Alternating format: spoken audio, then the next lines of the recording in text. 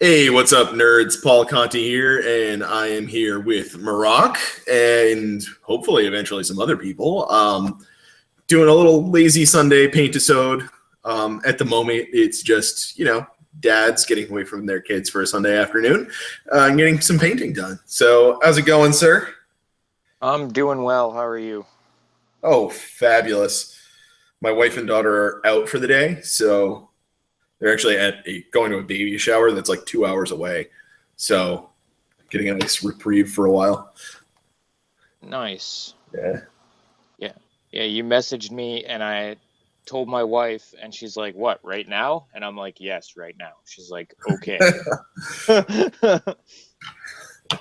Yes. What better time to actually do a paint-a-sode than when other people are actually awake? That's right. Like here right now it's like 10 in the morning and Yep. yeah. Uh, so about to put the finishing touches on my spring skirmish guys. Just have to dry brush the bases and they should be just about done. What are you working Nice. on? So how many minutes? I'm working on the competition piece at the moment still. I've been like painting a belt for like the last hour. Um,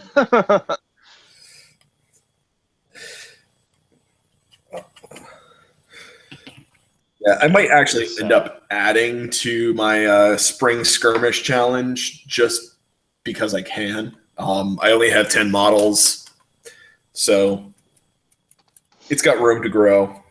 yeah, I I didn't expect to like actually finish this thing since I completely just basically bailed on the last painting challenge. oh, the budget And of Sigmar. honestly, yeah, Budget of Sigmar, I bought all the models and then didn't paint most of them. Um, Oh, that's for shame, sir.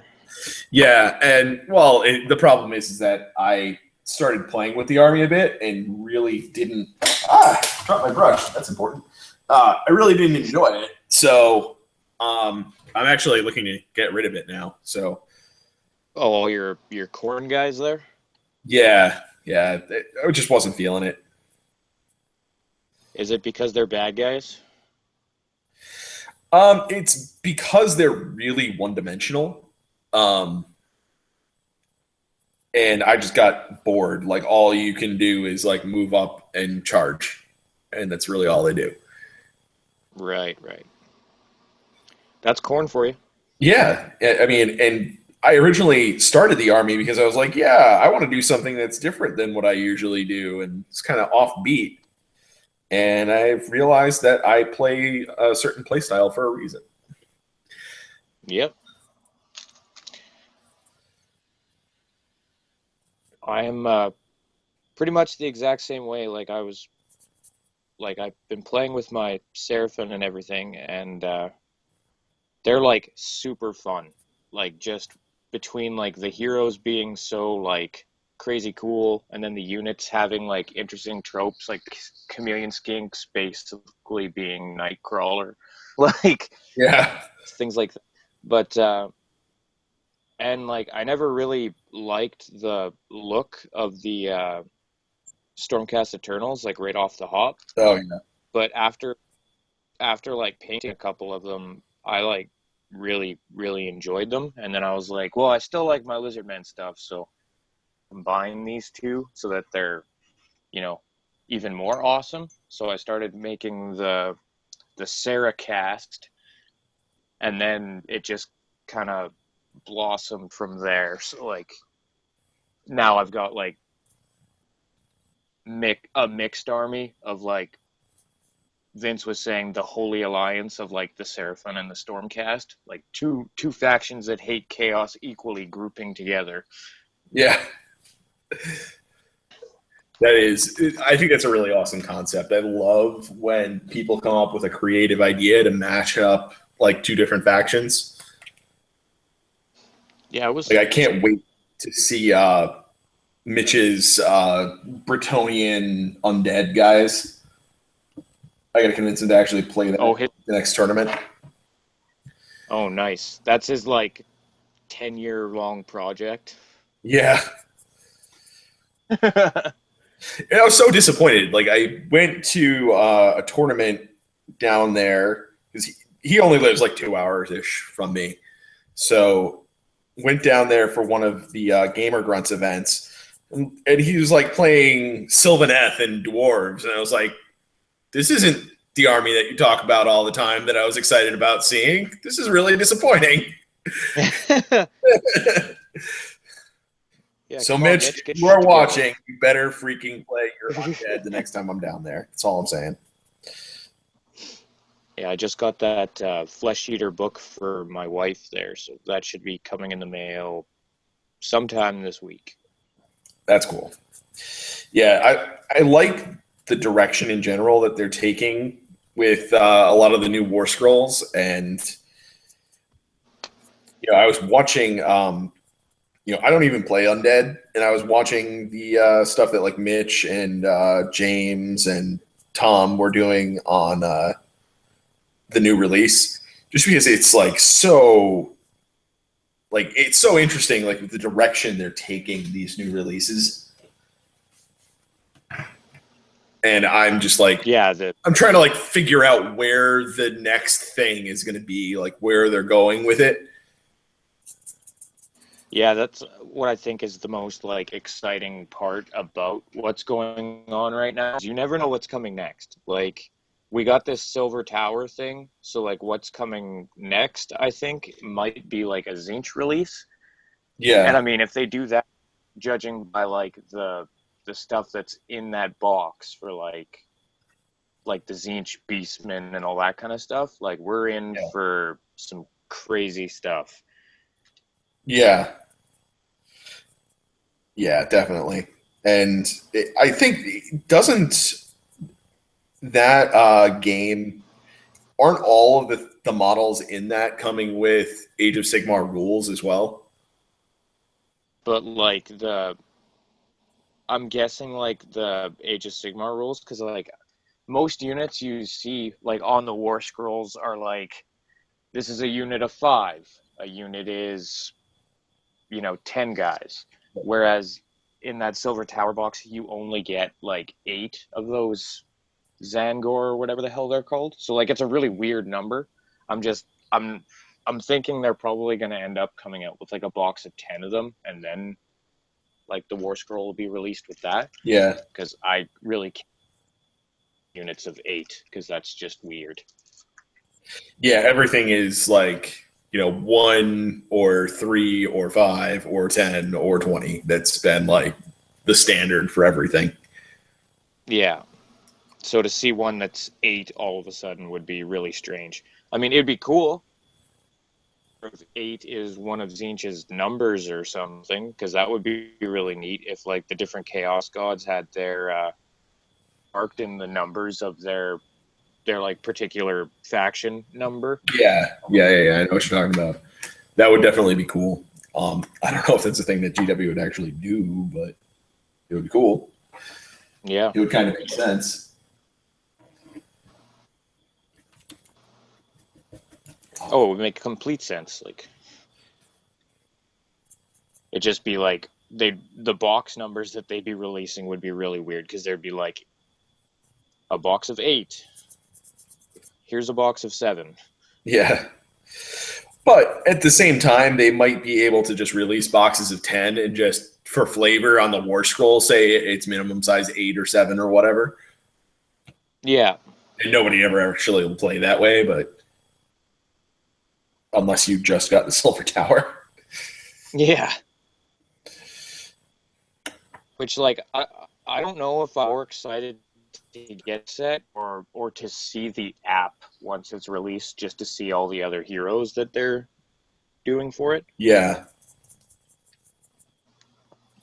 And it's supposed to be like reverse compatible as well, right? Like you can just play Age of Sigmar heroes with it. Like Yeah. anybody. Yeah, like from what I've heard, every plastic character kit that released by GW is going to be able to be a character in the Silver Tower, which makes me really excited because I totally want to see like a Sunblood going through there and just wrecking shit. Yeah. And if they're basing it off Age of Sigmar rules, there's really no reason for them to not do that unless there's some game balance issue. Yeah, yeah. Like I could see putting a Sunblood in there, unbalancing the shit out of it, but Yeah. Yeah. It's part of what makes it interesting, you know? yeah, And since when did Games Workshop ever care about balance, really? that's totally true. Yeah. That is clearly just a community buzzword that they'll throw around to try and make the community happy. Yeah. Look at this, guys. We're trying to balance stuff. Look, are you happy now? Yeah, exactly. I'm very curious to see what this point system is going to look like, though. I mean, I doubt it's actually going to be balanced, but I don't even like care. I like they're like points, no points, either or. Like they made a great game, so like I really it doesn't bother me like at all what they try and tack onto it because right. like anything they do is only gonna like add more options to an already great game. So like Yeah.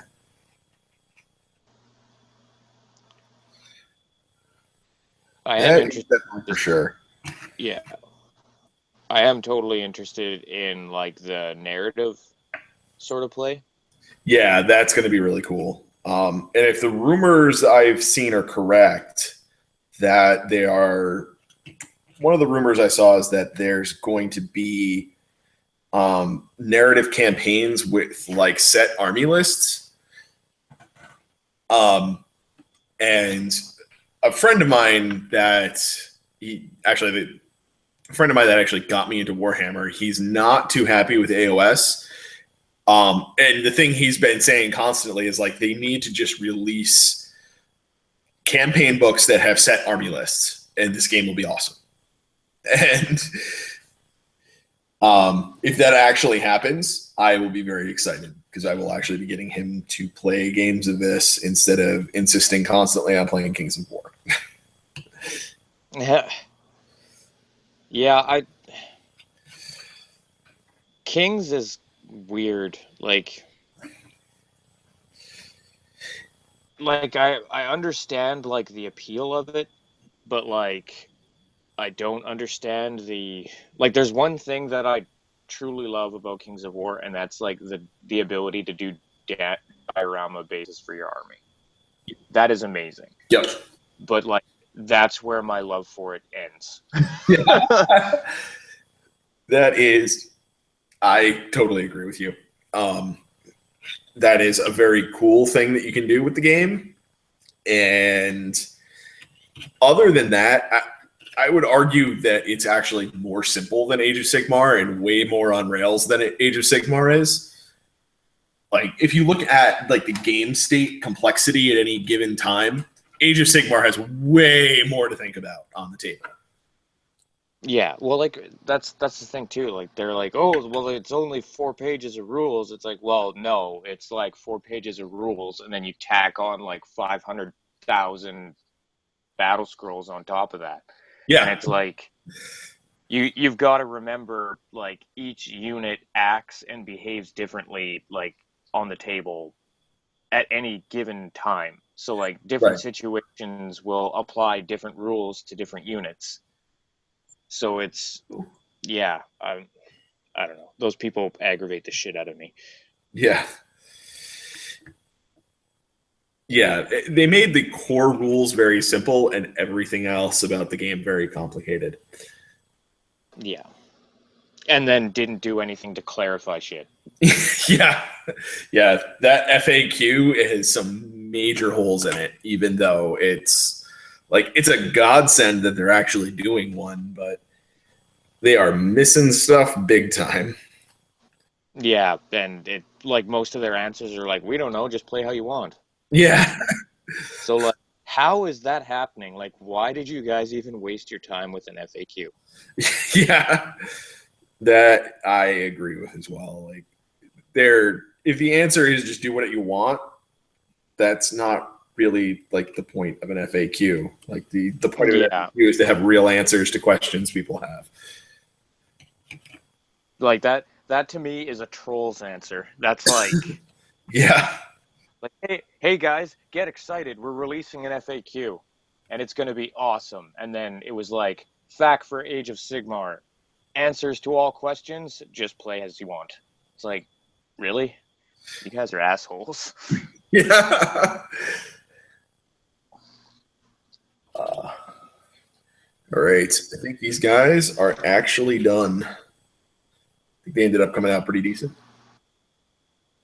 Ooh. Very nice. Thank you, sir. Wonder if anybody is actually watching right now. That is always a question. It is a question that sometimes you don't want the answer to. Yeah. People could be watching. You just never know. I'm curious, so I'm going to have to go look at the YouTubes and see if there's anybody actually watching, because I can't tell from inside this Google Hangout thing. Yeah, Google Hangout is like a black hole of the how do I do this question. Oh wait, you know what? There were actually people watching. We currently have 2 viewers. A second ago there were 3. All right. Oh my god. Oh, now we're back up to 3. There we go. Oh, People well, are actually watching this thing. That is amazing. that's yeah. That's I kind of have that reaction with everything that I do on YouTube. I am just constantly amazed that anybody actually gives a shit what I have to say. And that I have like followers. Yeah, I'm in the exact same boat. Like I looked yesterday and I have like 148 subscribers or something. I'm like, really? There's that many people that give a shit what I have to say? That's fucked up. Oh well. Yeah. So now that I have that Pegasus Night project done, not sure what to work on next. I'm gonna try and work on this horse for a warrior priest that I have had for a while, and I've been sort of changing some of the aesthetic of my army, and so it kind of doesn't fit anymore, like the horse that he was on. Oh yeah. And thankfully, I never glued him down, so it's not going to be a giant mess to give him a different horse. That's a good thing. Yeah. Yeah, I've been basically taking all of my heroes, and if they don't have like a special horse, if they're mounted, I've been putting them all on like these old Bretonian horses. Oh, nice. So that they have a little bit of flair going on. That's a whole lot of fabric to be painted there. Yeah, that is. I am between capes on guys and all of the tapestries all over these Bretonian horses and Pegasus Knights. I'm getting fairly comfortable doing cloth. Nice. You gonna be trying some freehand on that stuff? Maybe. That is a definite maybe. That's a skill that I haven't tried yet, and I am not good with drawing stuff.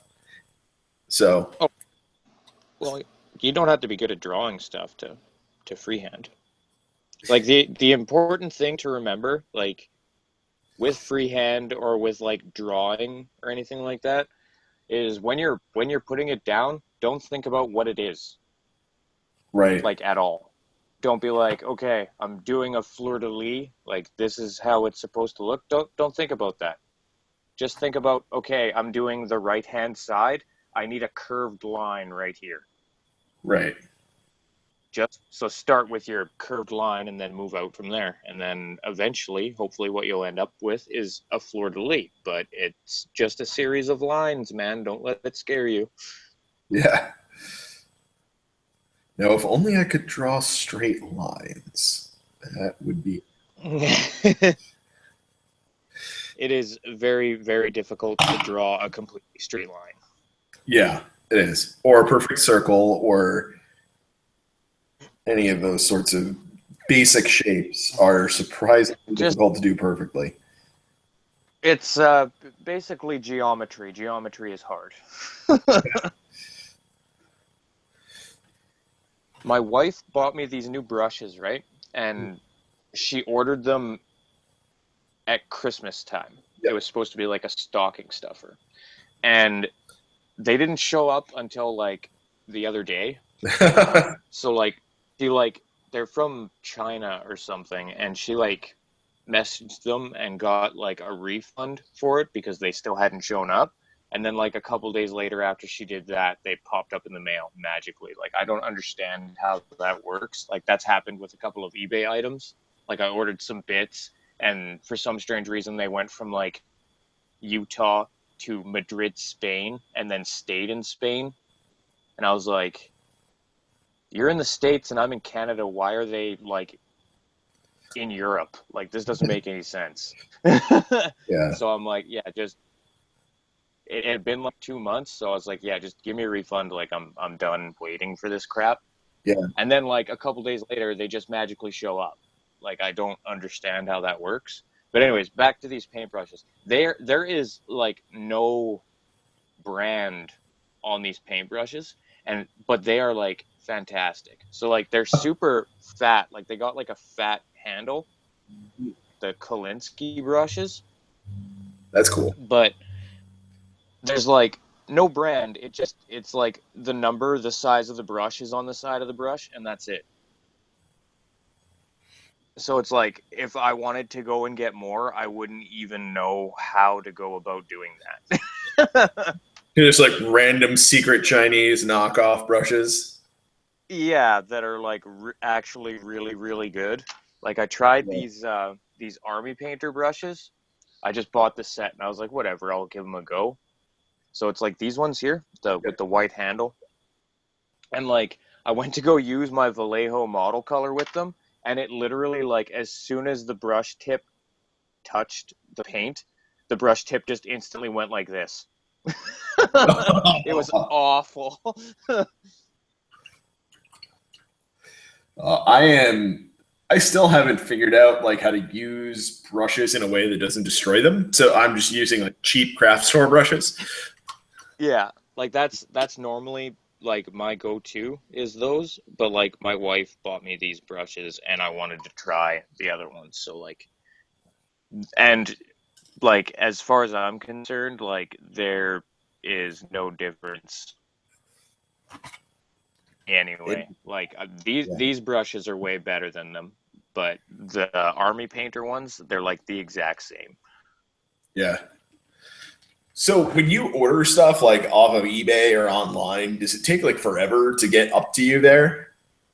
Okay, so it takes like a couple of weeks to get to me, and like, if the like, I ordered these like these gold paints from GW, as well as the Chaos Lord on foot model.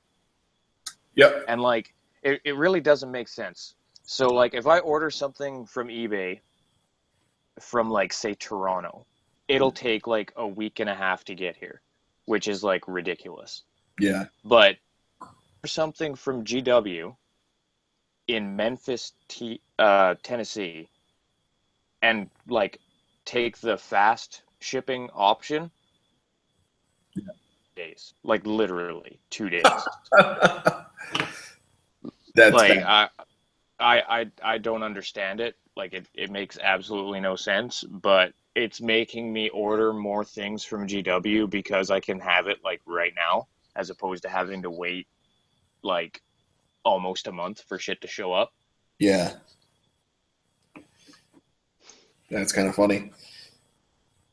Yeah, it makes absolutely no sense whatsoever. The other day it was actually pretty funny because we got like the 2 feet of snow, and like literally, like my garage and my house, like there's a very narrow alleyway in between the two, Yep.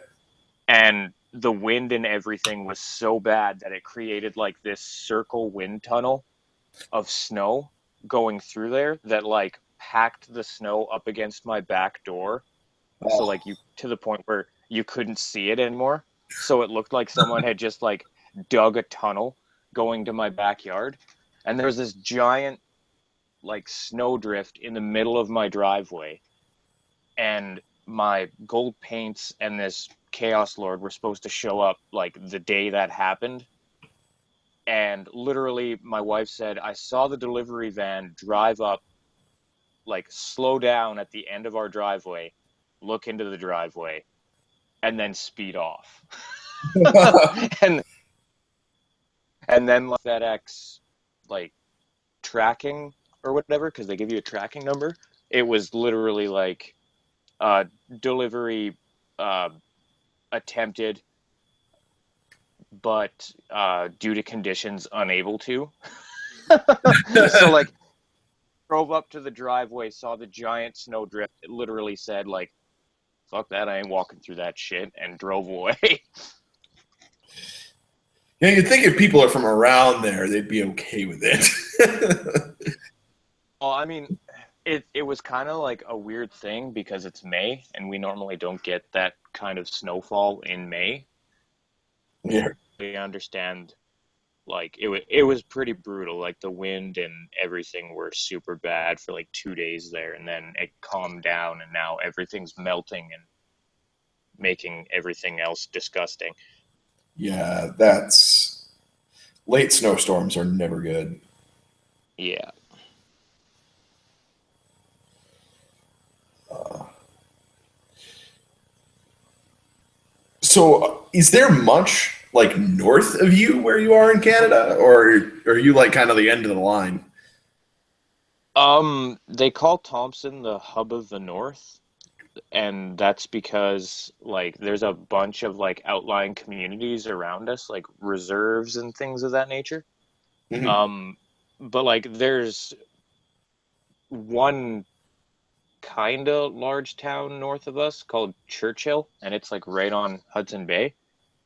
And that it's pretty much just like a bunch of small communities of people. We're pretty much the end of like what you would call civilized, like the end of the line kind of deal, like the last city civilization sort of deal, where it goes like after that it's like a just like houses, and like they'll have a corner store and that's it. I went to one of them, and it's like you go to the corner store to buy like a jug of milk or something like that, and it costs like $20 for like a 4 liter jug of milk because it costs so Wow, much for that store to ship that stuff to them. that sucks. Yeah, it's not fun. That sounds like it's like ice road truckers territory up there. That's exactly what it is. A lot of the places you can't get into unless you're like in the wintertime when there's enough ice on like the lakes and stuff, or you have to like get brought in and dropped off by plane. So, if you actually had ice road truckers like filming in your town, Not them, no, but like Ford, Chrysler, and has been here once too. They'll come here and they'll do all their winter road testing for their new vehicles. that's cool. Yeah, it's pretty neat. It's kind of fun to watch because like there's like a big well, it's not a big open parking lot anymore. They put a school there, but when I can remember when I was a kid watching them test their vehicles, and they had like big fire hoses out, like spraying it up into the air and let it fall in the parking lot, so it like created all this ice and stuff. It was pretty neat to watch. Yeah, it's kind of cool. You know, it's funny that Well, like you were talking about like getting snow, like 2 feet of snow the other day, and I was this morning. I was like in my living room, and I was like, "Man, I really need to close some windows because it's getting cold in here." It's like, man, it's only yeah. getting up to 70 degrees today. Like, this is ridiculous. Meanwhile, in Thompson, it's like minus 20, and then the next day it's like plus 6. Like, I don't understand the weather.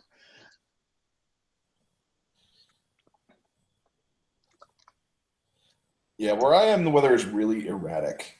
Um, we'll get the same sort of thing. Like we could get a really random late snowstorm in like April every once in a while for no real good reason. It's snowed here in June, so I know exactly what you're talking about. Wow, that is impressive. It didn't stay on the ground, but it was very, very odd to see. Yeah. Oh man. Well, the belt is done, finally.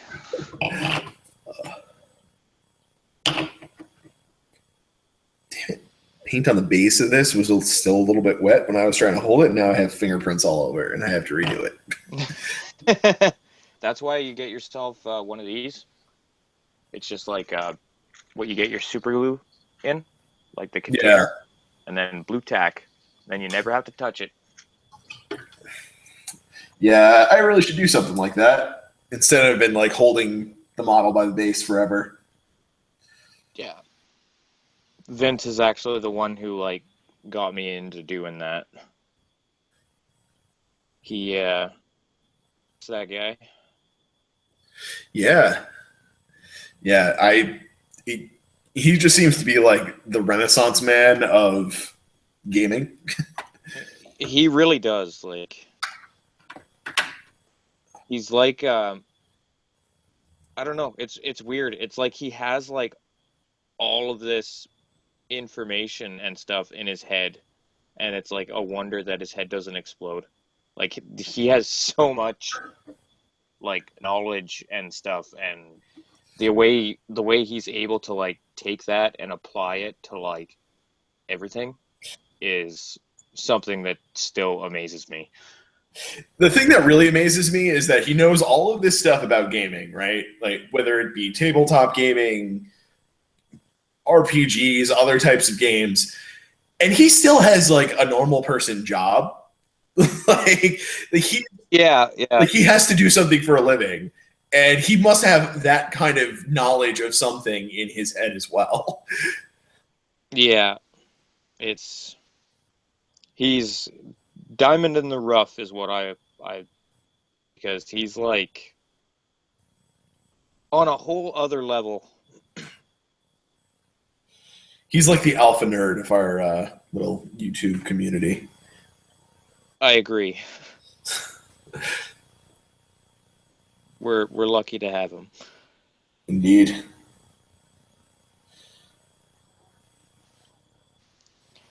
Uh, so have you checked out I hate Ninth Age at all?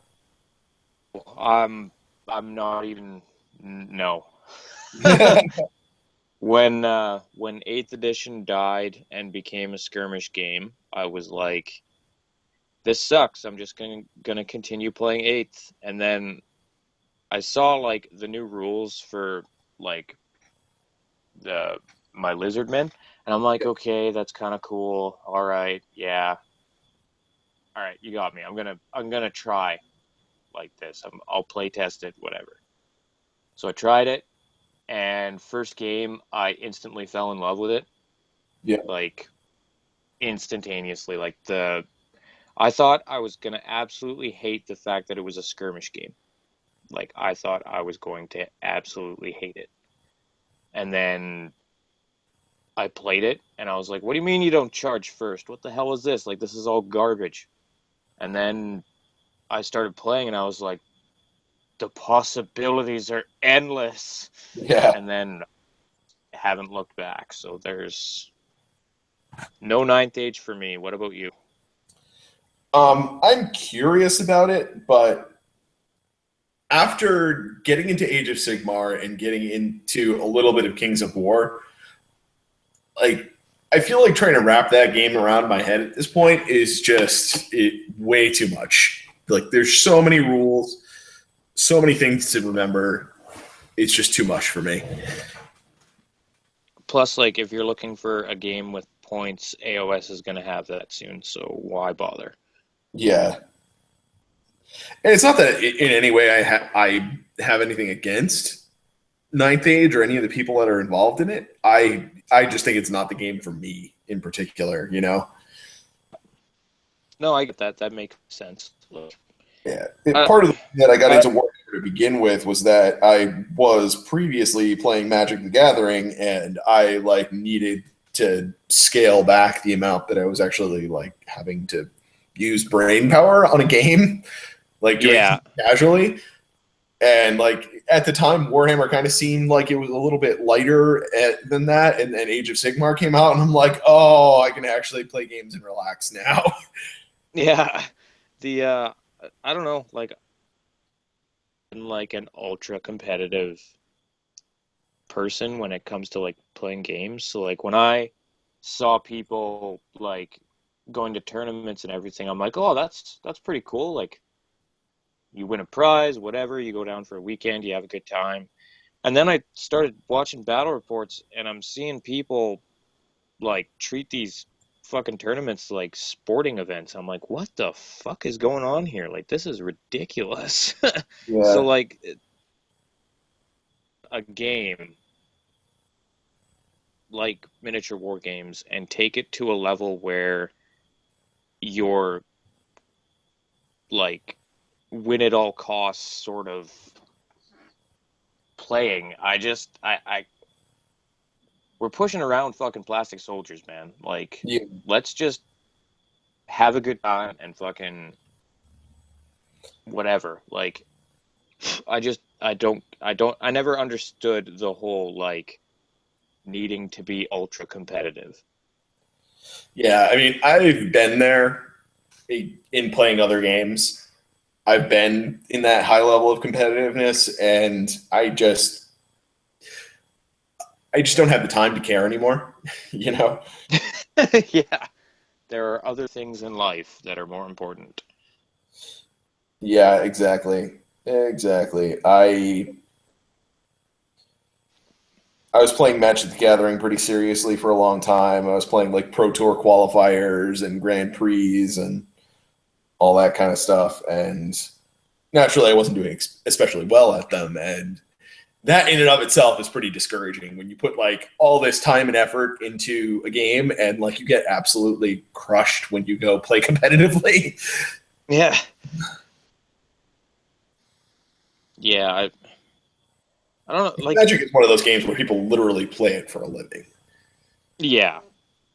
I don't it's a hard thing. Like I can understand do it, but like in my mind, like if I'm playing a game with someone, it's because like this is my night off and I'm need to relax and this is what I want to do to relax. So like let's have a fun game, whether it be more time, Age of Sigmar, or whatever, and just hang out, have a couple beers, and kill each other on the table. Like, Yeah, which like totally agree with you. I often I often find like it makes for better stories on the table too when shit like when you have that type of attitude when you come to play. Like I like in one of my more time battle reports where like I've just finished painting like my totem warrior and I was like super proud of him because I did like this leopard cloak on him that took me forever to paint. And then like on the first turn he went to go like take a jump and he like fell and broke his neck and died. So like it's just things like that that sort of I don't know, it's I have a lot more fun when I'm not in that sort of competitive mindset. Yeah. Can get there if I need to, but like it's just not something that I like doing. Yep.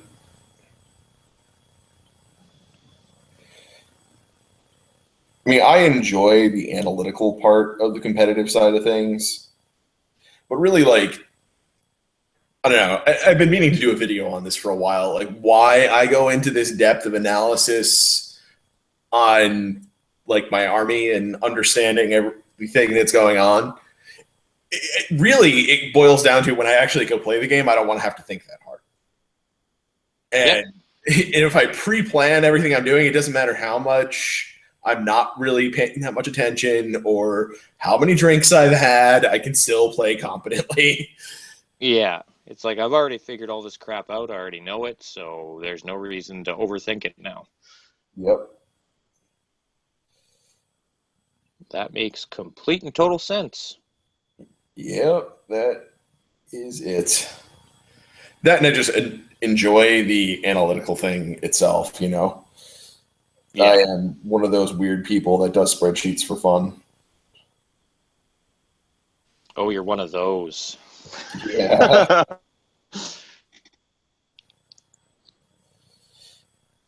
Yep.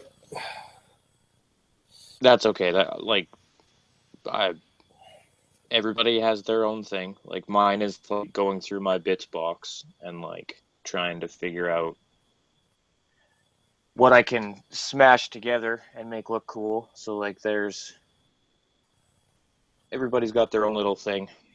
Yep.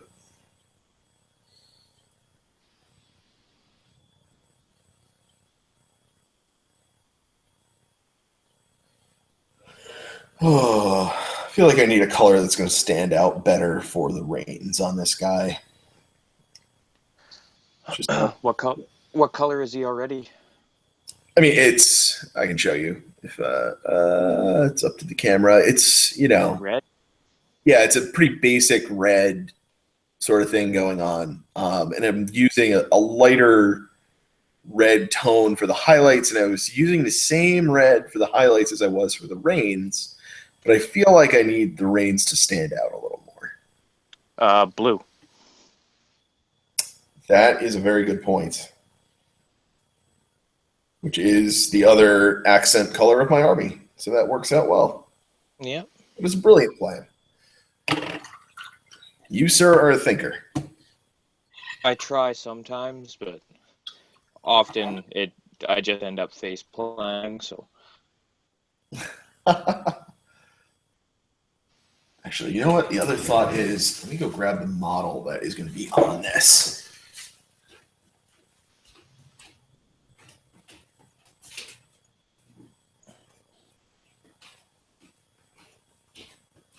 Ooh, now that I'm looking at him, he needs a few touches up on his paint job. But I'm thinking I might go with more of like a cream sort of color, like maybe like Ushabti bone and put some sort of wash on it to go kind of create not exactly a color triangle with it, but so this is the guy that's going on top and he's got that like scroll thing above his head. So I was thinking of kind of yeah. with that similar color just to bring that somewhere else down the model. Yeah, that makes complete sense. So like a new Ushabti bone with a Seraphim sepia wash on it. Yeah, something like that.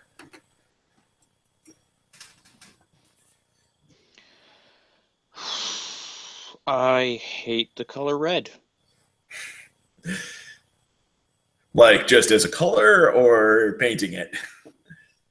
Painting it. Like it's super easy to get to blend and stuff. It's just like because I'm working it up the Venturuela, words are hard, Jesus, way with glazing it up in very thin layers. Vince, the way you paint is brutal. Yeah.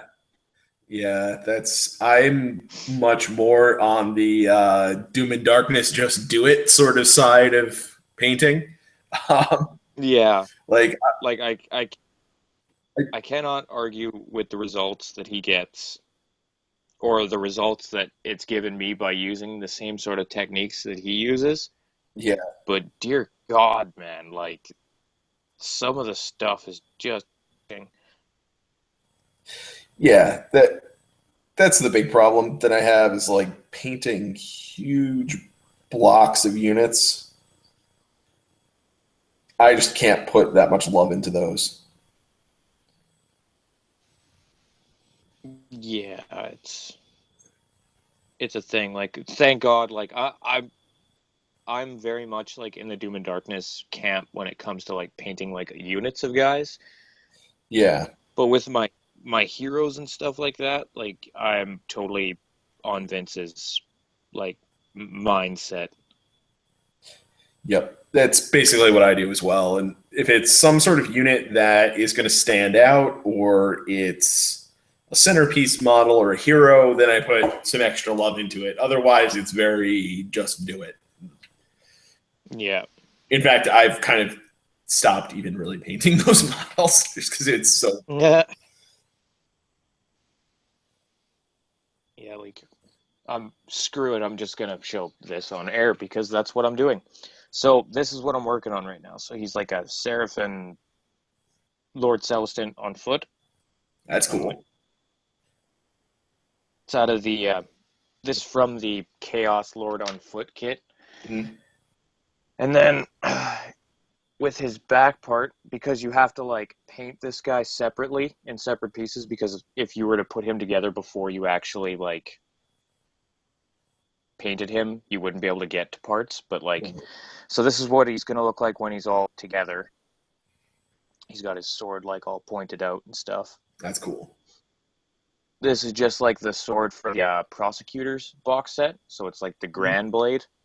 It's got these like wicked runes and stuff on it. Yeah, that's pretty awesome. Yeah, it's a pretty fantastic sword. Probably the best sword that GW's done since they started Age of Sigmar. Like, it's amazing.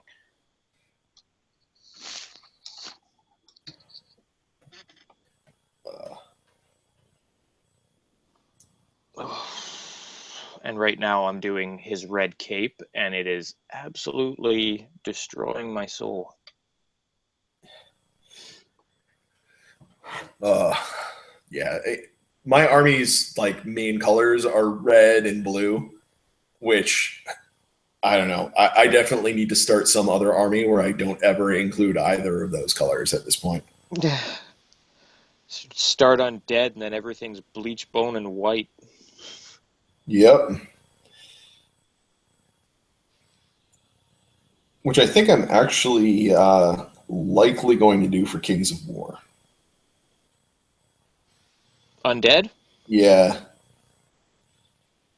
Yeah, I feel like doing diorama units of undead is like the best possible use of doing dioramas. Oh, absolutely. You could have like zombies coming up out of the ground and stuff like that. Yeah, I can totally see that. Yeah, that would be really cool. And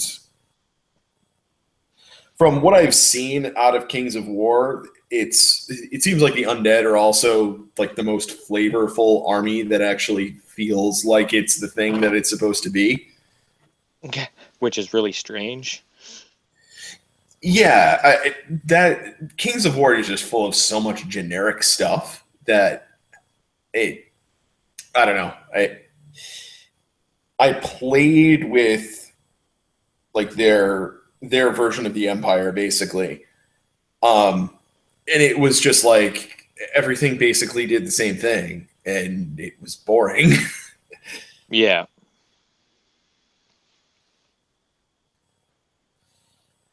But Kings of War is another thing that never really appealed to me because just I don't know. It's like if I'm gonna take blocked units, I'm gonna play eights again. Like Yeah, because if I'm gonna have a hero in my army, my hero is gonna be built the way I want to build him, not like oh, here's one magic item you may choose, and you can have one. It's like, no, he's gonna have the equipment I want him to have, and that's it. Yep. It's not going to just be generic hero number 8.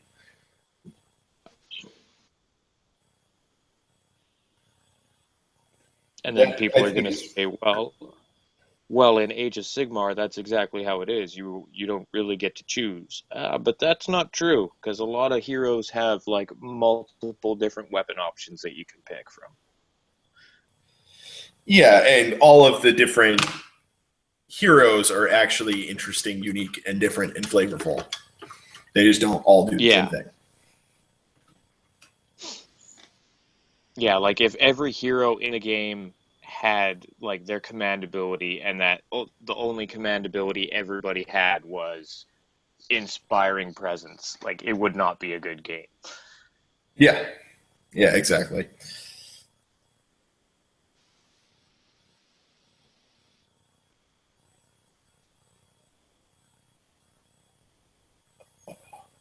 Yeah, I definitely do far too much of that, like holding your breath while painting something detailed thing. Just I was totally. just doing that like 2 seconds ago. Yeah, having those pauses of silence at the same time. Yeah, it's not good. We're gonna have to alternate that so that this thing keeps going. Um, All right, it's your turn to breathe. yeah, yeah. So are you going to pick up the Silver Tower box set? I still haven't decided. Um, Honestly, if I got it, I would actually be playing the game, not just buying it for $150 box of AOS minis of various different factions. So, Yeah. so far as I can tell, there's only like one model in the entire thing that I really want for my army.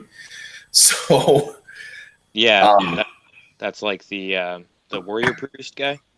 yeah, and I haven't even read his rules yet.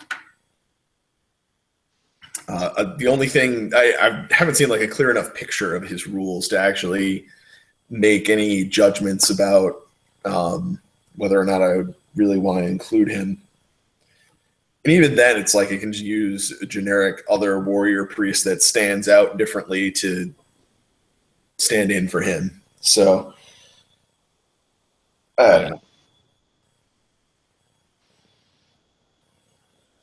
I look at it as sort of that is totally like a game that me, my buddy, and like our wives could sit down and play.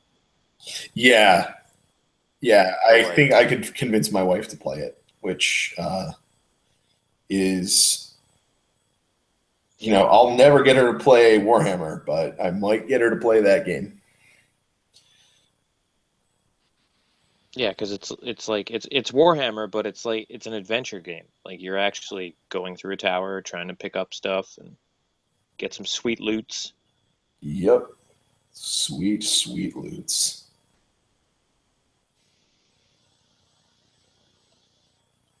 I'm actually really excited. I was kind of pissed off there when we like the Canadian it on the Canadian website there, and they're like, watch this playthrough video, and I'm expecting like what they did for like Death Watch, where they actually sat down, played through the game, went through all the rules and stuff. And then I clicked on the video, and the video was only 2 minutes long. I'm like, this isn't a fucking playthrough. What the hell is this? Yeah, that's the thing that I'm really looking for is some kind of real review of the game before I go and buy it. Yeah, Because that's a lot of money to drop on something that I'm not going to play. yeah. I think it's like it's 180 Canadian. I think. Yeah, I think it's 150 US. Wow, that's strange. Usually, when you guys are at like 150, that means it's like 2 or 220 here. Yeah, currency conversion is I'm it hasn't been what it was in the past. Yeah, it makes no sense. Like, why is New Zealand paying $315 for it? Yeah. Like, guaranteed nobody in New Zealand is buying that game. Well, that's not that hard of a stretch. Think of the number of people in New Zealand that even play Age of Sigmar to begin with. You know, we're not losing that I big of a guess. demographic. I'm surprised they're still, like, selling GW products over there. The whole country hasn't just, like, boycotted them. Right?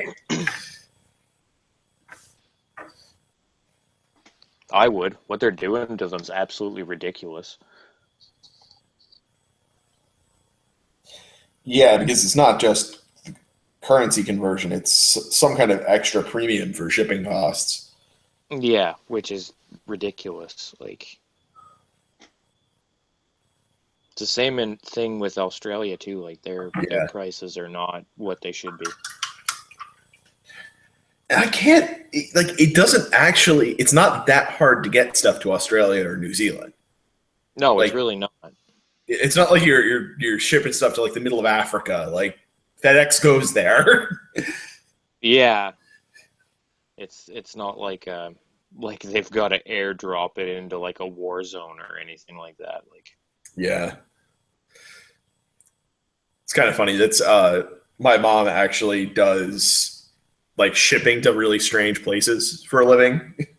Like oh, so like the company she works for makes like those mobile power generators where like, you know, if a city is just like low on power and they're having brownouts, they can airlift these power generators in. And so she's shipping to like countries nobody's ever heard of and has to like figure out how to get it there. that's got to be like a very interesting job that Yeah. takes like a lot of brains. Yeah, yeah. It definitely seems like it is not a simple, easy thing to do. No.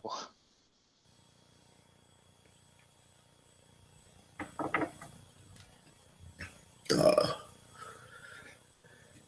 but yeah, like New Zealand, Australia, it's not like they're delivering it to the middle of the outback. You know, they're going into Yeah, it's cities. like most of them are bigger than the city I live in, and like I get stuff shipped here for like not expensive.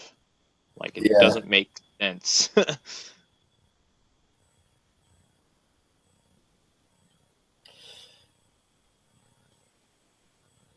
Yeah. Meanwhile, I live literally like 5 minutes from an Amazon shipping center. So like I order stuff on Amazon, it's there like a day later.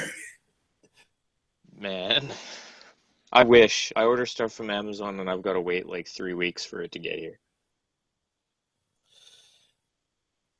Well, not anymore because I made like the best investment ever and got Amazon Prime, so now it's like there to you faster somehow, even though when you like get the speedy shipping on our regular stuff, it still takes like 3 weeks. Yeah, that's kind of funny. I just don't get it.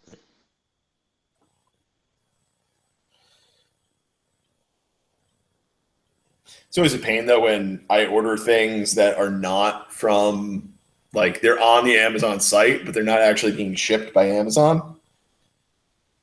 Oh, right, yeah. Yeah, so that stuff like always takes longer, and it's annoying when you're used to ordering stuff and it had like showing up the next day. Yeah. I just hate ordering stuff. Like I'd much rather like walk into a store and just pick it up off the shelf.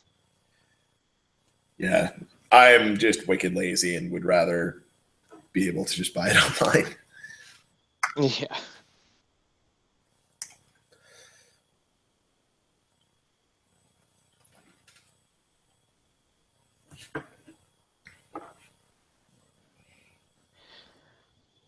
This was a really, really good idea because, like most Sunday mornings, I just like kind of sit out here until the kids get up and then I go in the house. And now I don't have to go in the house. Uh, How many kids do you have? I got two little boys. One is 3, and the other one is 1, gonna be 2 very soon. Nice. What about yourself? Just the one. Just my daughter. She's 15 months. Ooh, the fun times. Yeah, when they're learning how to talk and running around like crazy. Yep. Haven't learned any bad habits yet. I'm always amazed at like kids that are super young and like just the crazy stuff their imaginations comes up with. Like it's just insane. Yeah. Like the other day, my son was playing with like a comb, and he was like using it as a bow and arrow, and he was like fighting monsters. So like he was like, "Dad, this is my scratch bow," and I'm like, "What? Why are you calling it a scratch bow? Like I don't understand." And he's like, "Because of this," and then he like ran it down the comb down my arm, and I was like, "Ow!" Okay, well that name makes sense.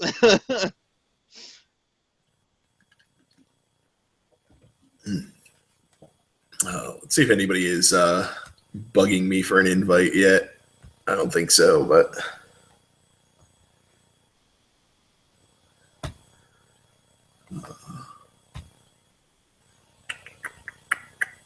nope. I don't have any messages from anybody, I don't think.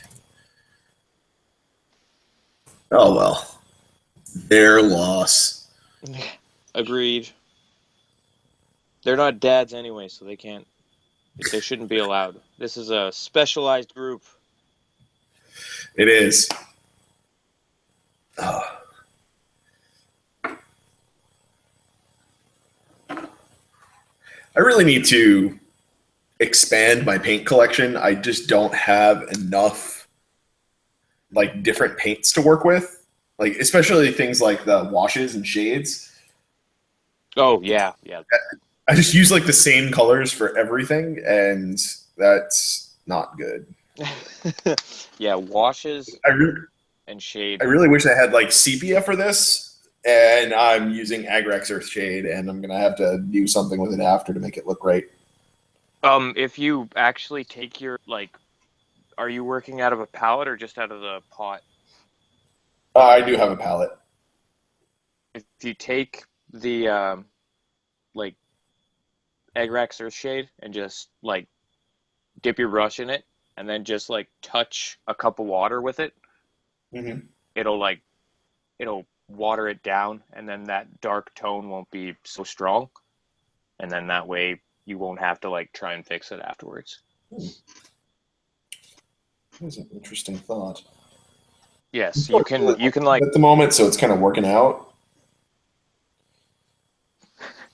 you can totally like water down washes if you're looking to change like the tone of what that wash is going to be. Like I do that all the time. Yeah. It's it's quite useful, especially when like the miniature I'm working on right now, I'm trying to have like all warm tones. So like he's an albino, so like his skin is like this white color, but I still needed it to be warm, so I used the Seraphim Sepia to keep that warm tone in it, but I had to water it down because I didn't want to like destroy the white completely.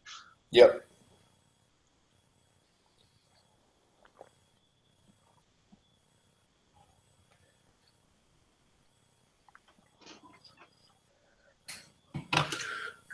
Yeah, here's a good question.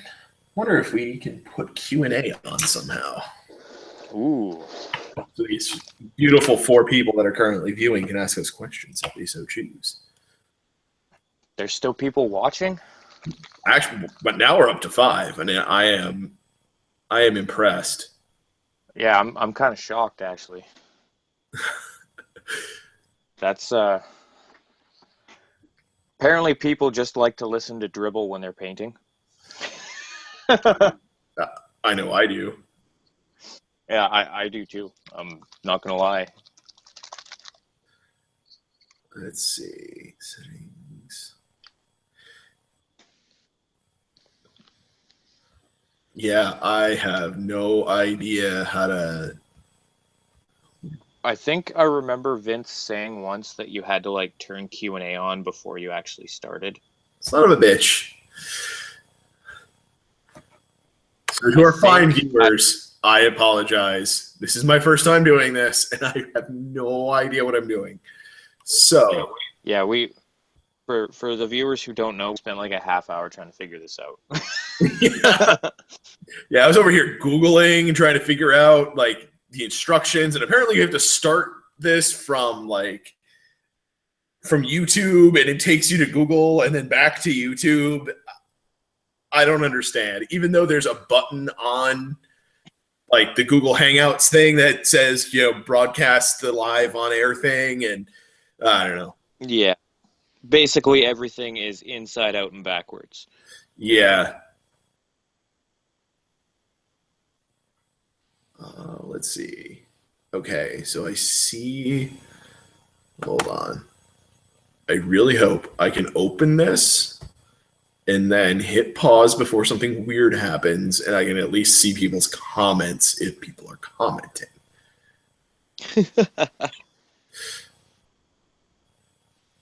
Hold your breath.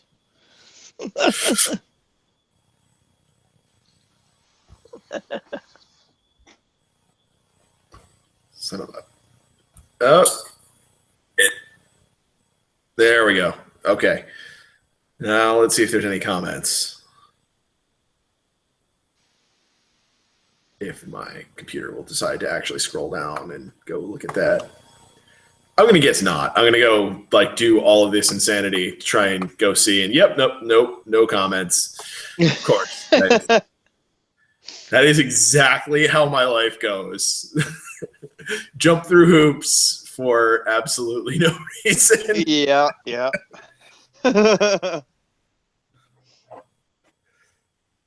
That's amazing. Such is life. Yep. Oh, wow. This actually comes out looking really cool. I like that. All right. What'd you do? When I actually put this dude on the horse, I mean, it's still not done yet, but the way his robes kind of like flow into the heraldry on the horse. Yeah, it looks like one piece of cloth. That's kind of cool. Yeah. Yep, exactly. Except now I'm going to have to rework him a little bit so that the tones are at least a little closer. And this is going to be like surgery to try and get this to look right.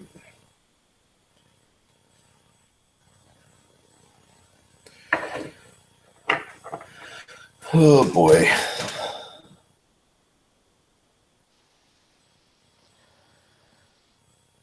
So much cloak.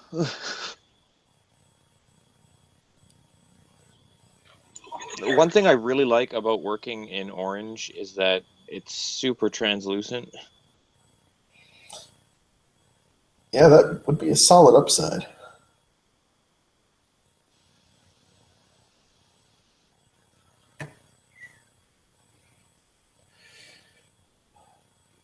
Yeah, that's one of those things that is definitely on my list of, things that I need to flesh out my paint collection. The only thing that I have that even resembles orange is the, what is it? This stuff, the Ryza Rust. Oh, yeah. Otherwise, I have like zero oranges in my palette anywhere. Well, I mean, it's just yellow and red, so. Yeah, which I've definitely done that before, just mixing up some orange.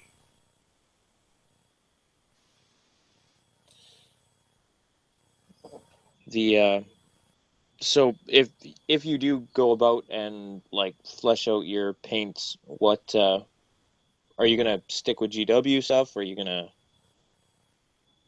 try and branch out and try a different kind of paint? Or Probably just going to stick with GW for now. It's It's fine. I'm not that crazy about the detail and everything of painting just yet, so not too worried about it. I was gonna say you should get like Vallejo paints. They will change your life. I just realized I had like stuff on this guy that I never painted. That's not a good thing. Yeah, like I just like went like I'm spinning around the model to see what it looks like, and then you see the back of this guy's shirt. Like that's powder. Yep. That's not paint. Like, what was I thinking? I don't know. Like, yeah, that's good enough. He's done. Yeah, that was pretty much where that what happened there.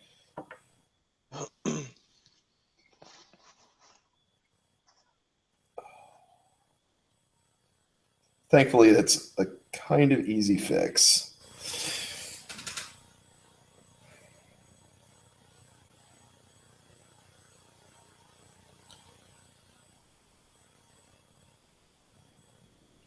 All right, I'm not having fun anymore. Oh, man. Yeah, Normally, that's like, why I always have like multiple projects going on because inevitably something just gets unfun and I need to put it down. yeah, I like the way my mind works is I'm like a very single focused guy. Like I can focus on like one thing at a time and like but that thing like gets my undivided attention and like turns out the way I want it to most of the time when I'm done. But like it when I try and branch out and do multiple things, I just feel like it sort of detracts. Like if my complete attention isn't on a thing, I don't think it turns out like as good as it would if it did have my complete undivided attention. Yeah, I know what you mean. It's a curse and a skill at the same time. Because there is lots of times I'd like to do like it sucks for me to do like a unit of 10 guys Yeah, I would because imagine. like it's just awful and but like to paint a hero or something like that, that's something that is like super simple for me to do. And it's like the same thing with like work and stuff. Like we have certain things like steps we take throughout the day to get the job done. So it Mhm. that kind of single-minded focus makes me very good at that particular thing. Right. It's like you with your analytics and making it really good at being an accountant. Yeah, yeah. You know what else helps? Having clinical diagnosed obsessive compulsive disorder. That helps. Yeah, that yeah, that would do that. I mean, I'm not like really bad in the way that like some people have those, Those weird ones where you got those. to like clap before you open a door or whatever. Yeah, yeah. I don't have that stuff. I just have to like I have like obsessions with like completion and symmetry and those kinds of things. So Yeah, it's like my buddy's got one where like the volume in his truck has to be set to 12 or like any other even number above 12. Like he can't like if you set it to 11, it royally pisses him off. yeah, I have the same problem. Like it has to be either an even number or a denomination of five. Yeah, Why? I don't know. because they're nice and neat that way. Exactly.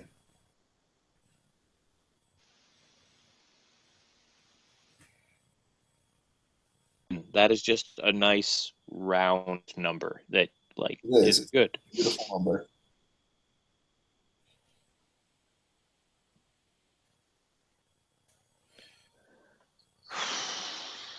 Back to the orange. God damn.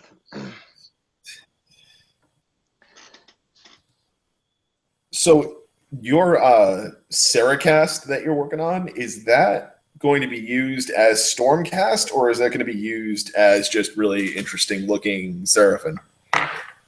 There, it's actually the part of the cool thing is that like depending on what I feel like, I can go either way, right? I could Yeah, use it as a Stormcast or I could use it as a Seraphim. But for like right now, I'm really enjoying like how the Stormcast sort of work. So I've just been playing them as Stormcast. that's cool. I'm like absolutely loving the Lord Celestin on foot. He's like probably my favorite hero after the Source Sunblood Yep.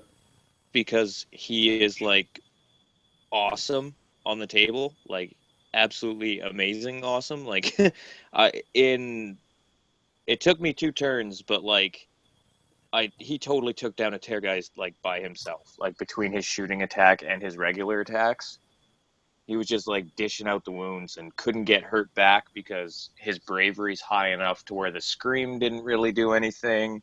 And then he's got like a 3 up armor save, so he didn't care about any of the attacks back or anything like that. So Yeah. he's just a very solid character. Yeah, I still just can't get into the Stormcast at all. Okay, I'll give you like a glimpse into like because I actually took like a note from your book, not going like into straight out numbers, but actually thinking about like strategy and crap like that when it came Mhm. to building my skirmish challenge warband. So what's in it is 2 Stormcast paladins, right? So the guys with the glaives that do the spinny like shield thing, Yep. and then there's Judicators, and then I've got the Lord Celestin on foot, and then a couple of Griffhounds, Mhm. and that's the warband. So, and like you wouldn't think it, but the actual like most important part of that army is the Griffhounds because they have an ability called alert or whatever, where if something gets set up within 10 inches of them, you roll 2d6, and if one of your units is within that many inches of the Griffhound, they're alerted to that unit that has come in within the 10 inches of the Griffhound and get to make a shooting attack. Ooh. Yeah. So you run the Griffhounds around and use them to get your Judicators and your foot to use their shooting attacks to dish out mortal wounds and regular wounds. And then you've got your paladins who sort of stand in front of them, start shooting coming at you, and then you just Mhm. basically shoot stuff and then use the paladins and the Lord Celestin to sort of kill everything. And then I've also got the Knight Venator in there, so you've also got the assassin ability to just absolutely destroy characters. That's very interesting. I never really looked at the Griffhounds as really a part of the Stormcast before, and that's does that ability only work for Stormcast, or will that work for like other factions? I'm not. Give me a second. I'll have a look and I'll let you know.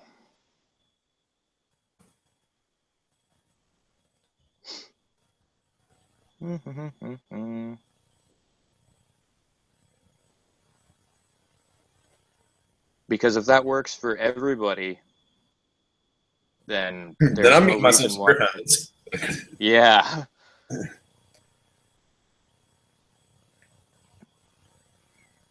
I just wish that they would hurry up and like release a box set of those guys already, because that's a thing that should happen. Yeah, absolutely. It just drives me nuts So when the they ability, release anything that's like, oh, it's only in this box set only, and you have to buy this thing to get it. Like the Korgoraths are the same deal. Like they only exist in the starter set. yeah. Okay, so the ability is called Warning Cry. So it's said that it's impossible to sneak up on a Gryph-hound. If an enemy unit is set up within 10 inches of this unit, roll 2 dice. Any unit within that many inches of the Gryph-hound is alerted to the enemy unit's presence and can attack it with one of its weapons as though it were your shooting phase. So there you go. It's any unit. Doesn't have to be a Stormcast. Yeah. I'm gonna have to get me some of those. Yeah, and I mean, for like how tiny the miniature is, like those little guys have a 9-inch move and 3 wounds. Like they're pretty decent. Pretty sweet.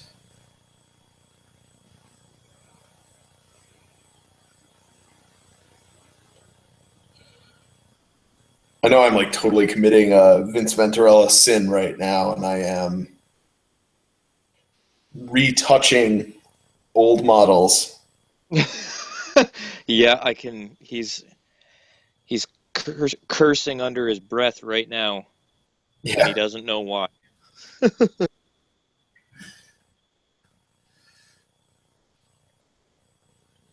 Yeah, I'm actually gonna, now that I've done my spring skirmish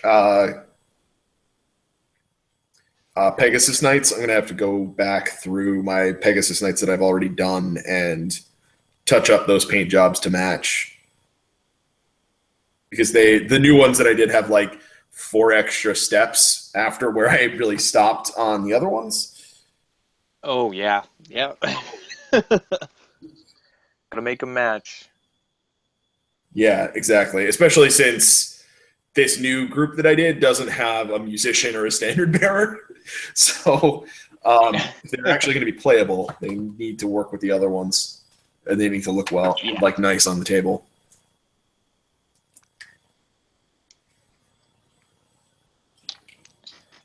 Let's see. Oh, I need a dry brush. I need a dry brush. My kingdom for a dry brush. I guess I can use this one. There's only like you don't need like a special brush for a dry brush. It's just like an old crap. Yeah. Yeah, exactly. I was just looking for one that actually was going to be like the right head to do what I wanted to do. Oh yeah.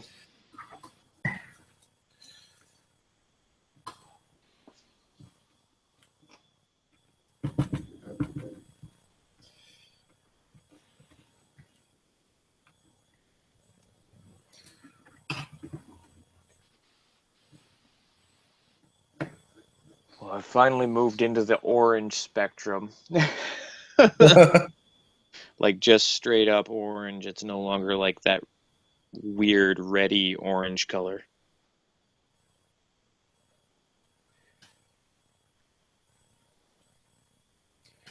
So you're like building it up with glazes? Is that what you're doing? Yeah, like right now it's looking like that. Nice. So it's like, and there's washes that are happening like in between those as well. So it's like a real pain in the ass. Because you're like glazing up your highlights, right? And then if you bring it up too much, you got to go back over it with a wash to sort of bring it back down and then glaze everything back up over again. So it's making the process aggravating mistakes. Yeah.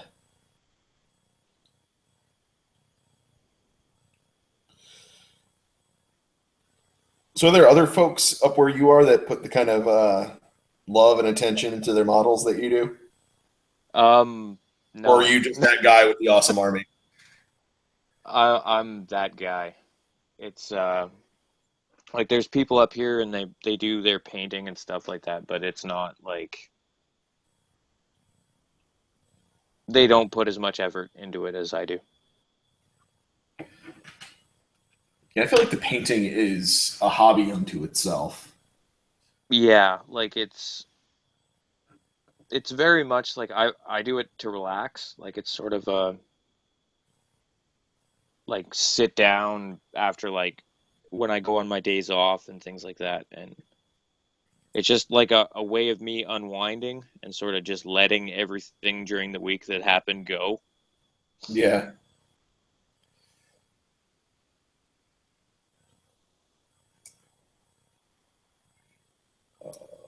This brush is so destroyed. That would be why it's a dry brush. Yeah. I mean, I'm just trying to like pick some of it out a little bit just to so that it's not white so bad. But although the trick that I have found is, you know how people use Simple Green to strip models? Oh, you actually use that to clean your brushes? Yeah, if you use the same thing to clean brushes, they come like all of the paint comes out of them. Nice. My only worry would be like the glue that keeps the bristles in. Like if it would eat away at that. I don't know. I don't think so. I've done it a few times and I haven't had any issues. But Well, that's a good sign. yeah, but if you're using like different brands of brushes, I can't guarantee that it's not going to be some different kind of glue that's going to be dissolved with it. Yeah. Because I know that stuff does dissolve certain glues.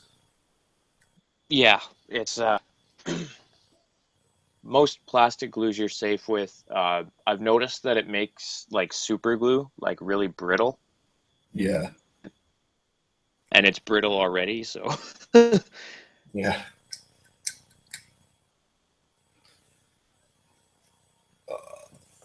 This guy is going to have to sit in a pot of water for a little while, I think.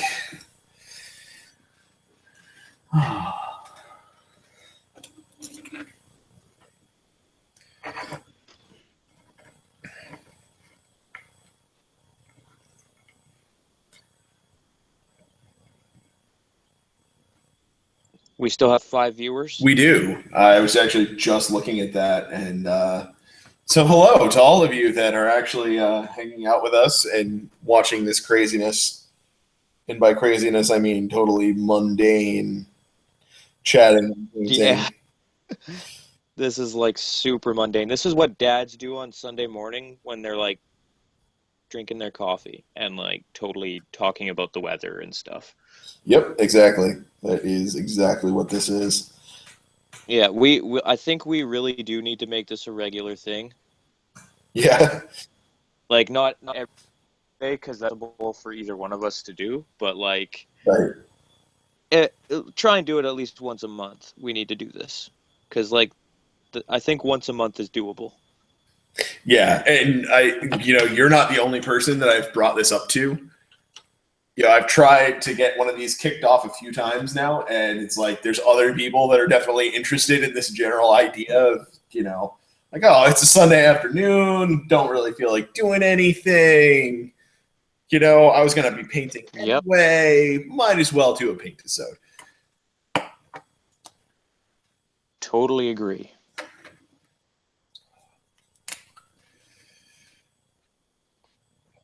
And like plus it's like a public service really because you're like totally giving people something to listen to while they're doing their own painting at home. But I Exactly. mean, why would you do that when you could actually come and join us and join in the chat? So like if you're watching, just like message Paul Yeah. and he will send you an invite. Yeah, we do not discriminate. Feel free. Send me an invitation. paulmconti@gmail.com. And yeah, join our nonsense. Even if you're not a YouTuber, you can be today. Just for the Yep, day. Come and visit. that's actually how like I got started in this whole thing. Oh, really? I was a lurker for a long time, and then like I was like, all right, I'll bite. I'll go sit in on a Paintisode or whatever. I can't remember whose it was. It might have been like Anthony's or something. But after that, that was it. I was like, okay, I can totally do this. I can sit in front of a camera and talk to people and shoot the shit. That's awesome. Yeah.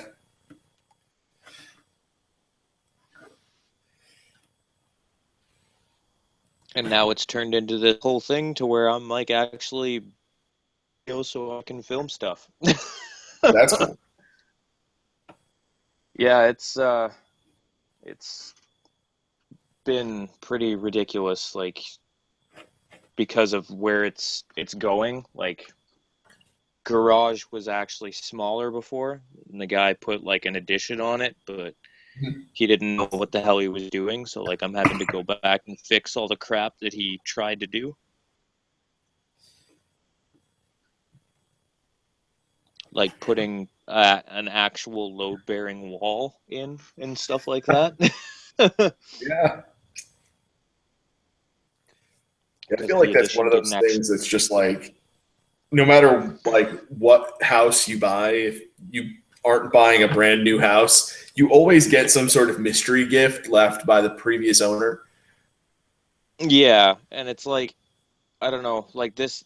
The things that I'm finding are like super super sketchy. Like, you know, that beam that's behind you, Yeah. like that cross beam that goes across your entire basement. Yep. I have that at like the doorway to the addition, but like that literally all that's holding that up, like this giant beam, is like a quarter of an inch on each side, and it's just sitting on regular studs. Oh. Yeah. So it's like, okay, I guess I'm like building another wall on the other side of this to try and sort of actually support everything. And then I'm just going to have to like drywall around it and make it look like a big bulkhead so it doesn't look ridiculous. But yeah, so the things you find when you start tearing shit apart, it's pretty fantastic. Yeah, I think my favorite one that I've found so far in my own house is we put in a new washer and dryer, and like the duct work to like get the dryer exhaust out of your house. Yep. Yeah, so there was like we found like a joint where like two of those hoses were joined together, and whoever had done it, like some previous owner of the house, clearly they had, instead of using a proper joint to join two of those things together, they used a coffee can. That's amazing. Like, why would you do that? That's just a fire hazard. Yeah, like Those parts that. aren't even expensive. I can one up you on that with like the same thing. Like when we first moved into our house and we did our first load of laundry, we noticed that the house got like super hot and our front window like fog, fogged right up. So I'm Yeah. like, okay, what the hell is going on? So I moved the dryer and looked behind it, and the vent wasn't even attached. Like there Oh was man. nothing. It was the heat was just going right into the house. I'm like, this is gonna rot everything. Like this is horrible. I mean, I guess that's a creative way to heat your house in Canada, right? Yeah, yeah, creative way without actually having to pay like a propane bill. Yeah.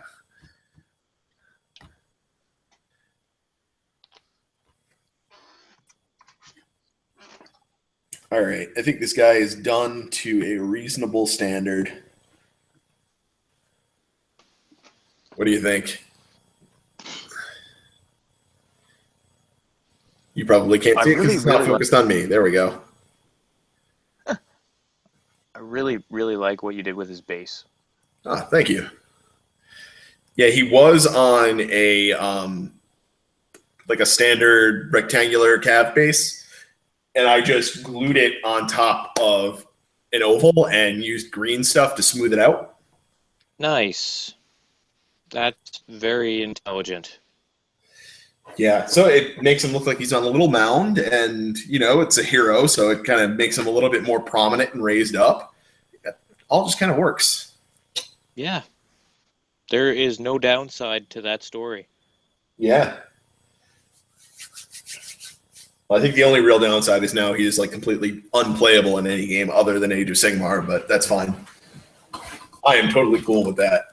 All right, I'm gonna go move some models around, and I will be right back. I'll still be in the room, so feel free to keep talking. Um, I would, but my coffee cup is like empty, so I'm gonna go fill it while you're doing that. All right, intermission.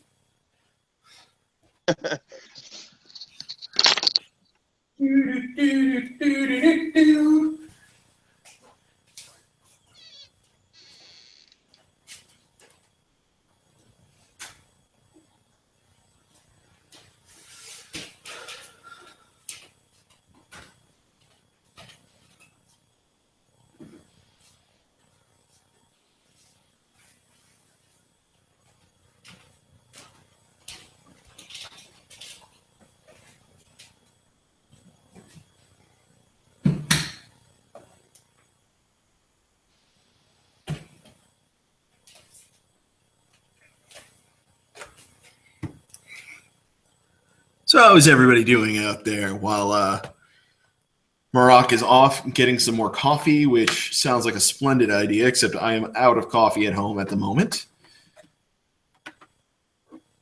And I am just kind of rearranging my workstation here to move on to my next project.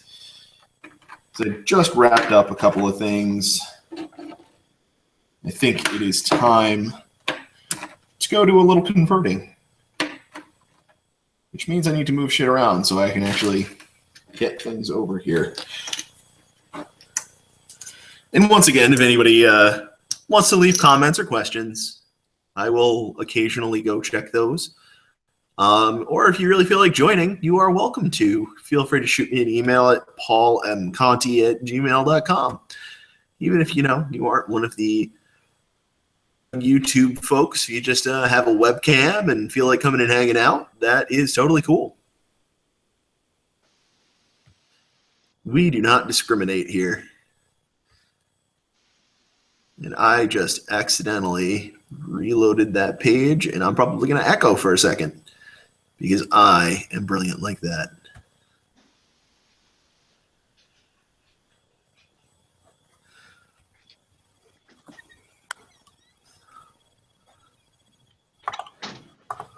I have returned. Welcome back. That was like super fun and interesting.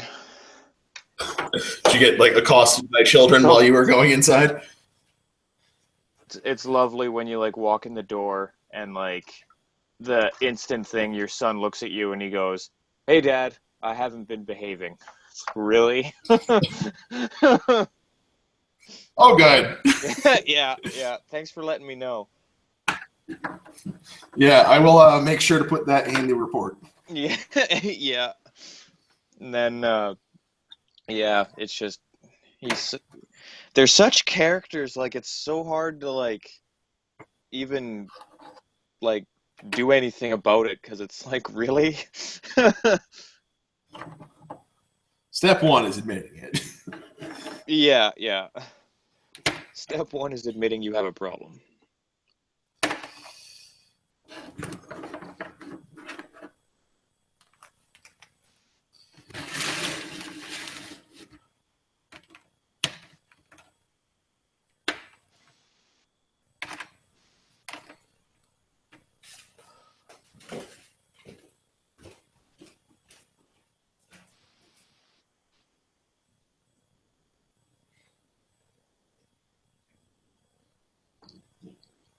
So what's next on your painting list? Well, I'm actually going to kind of move into some converting-ish, I don't know, throwing some bits and all of that on these guys to make them more interesting looking. I thought they were done, but now I'm like, they're questing knights. They're supposed to be carrying a ton of shit around with them. That is true. They are supposed to be carrying a ton of shit.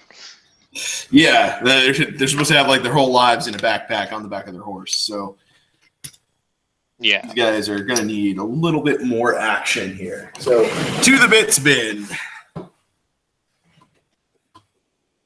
If for nothing else but random weapons to attach to them so they look like they've got something more going on.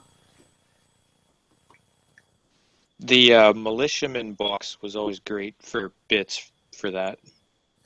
Yeah, that is a box that I do not have because I never thought militia to be a useful unit, so I never bought it.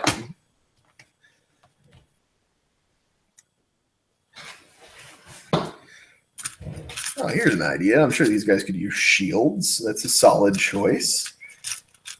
Yeah.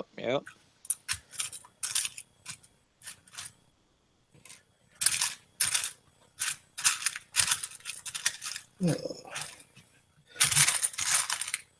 feel like at this point I have like more bits than I have actual models. Yeah, I've been there. I definitely need the great thing about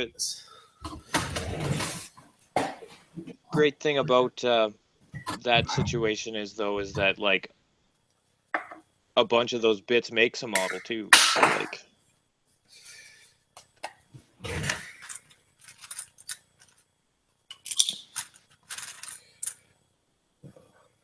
I need a bigger Convert. bin. That's what I need. My wife bought me these they're like kids snacks containers, so I can actually like go through and organize and keep everything all separated. Yeah, I rounded up a bunch of old pill bottles that I found around my house when I was cleaning the other day. So I'm going to start using those if I have like a lot of one kind of bit that's identical. Just throwing it in there so it doesn't bulk up my bin. Oh yeah, you know what you should do? Take like one of those pill bottles and Mhm. make one of these out of it, so you don't have to hold on to your miniature by the base. That's probably a good idea. That is a really, really good idea. So what do you use for like adhering on the top? Just blue tack, like Oh, so just that, poster tack. I think I know what you're talking about. I don't That know if you stuff that like you can like stick like sticky tack. posters to the wall. Yeah, I'm not sure what you crazy Americans call it, but we call it blue tack. Uh, yeah, I don't even know what I would call that.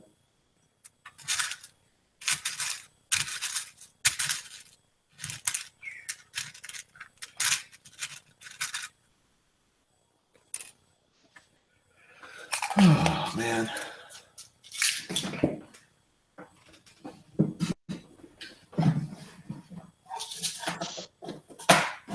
I need to get some labels for these things.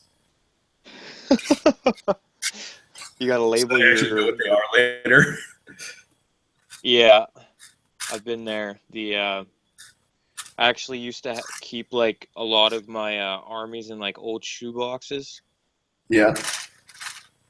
and like I'd have to label them and stack them up, and because when you're a kid living in your parents' house, you don't really have ample room to store stuff anywhere other than your bedroom. Right.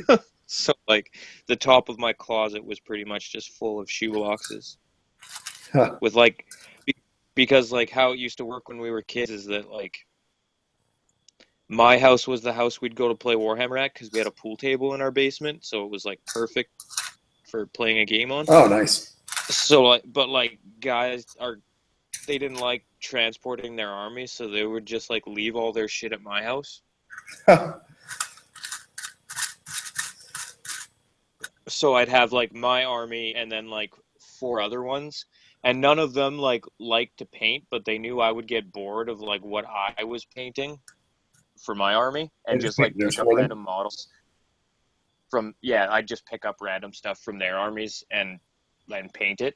So I'm like, why don't you guys ever take your shit home? Like I'm kind of sick of storing it. And every one of them, their answer was because if we leave it here, it'll slowly get painted.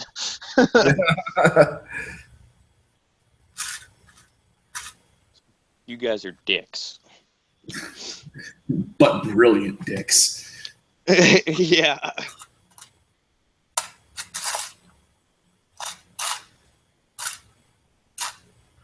If you're gonna do something, do it right. If you're gonna be an asshole, be a really good asshole. That's very true.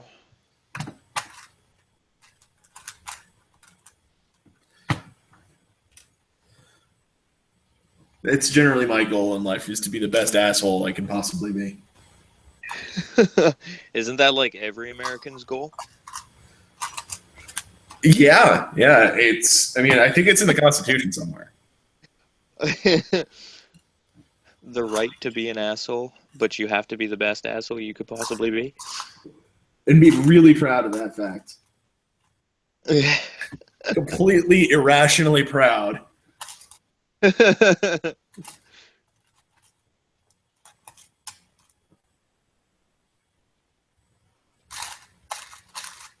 I definitely have bits in my bit bin that like I don't even know where the hell these things came from. Yeah, I at least know where all my stuff comes from. I mean, I've definitely picked up off of eBay just some really random lots that were just like here's a bunch of random sprues that were a bunch of, it'll say it was Empire and like half of it's Bretonian, and it has a ton of random stuff in it. But the person selling it doesn't even know what the hell it is. Yep, exactly. Those are always solid. Yep, because they always go for cheap. Yeah, that they do.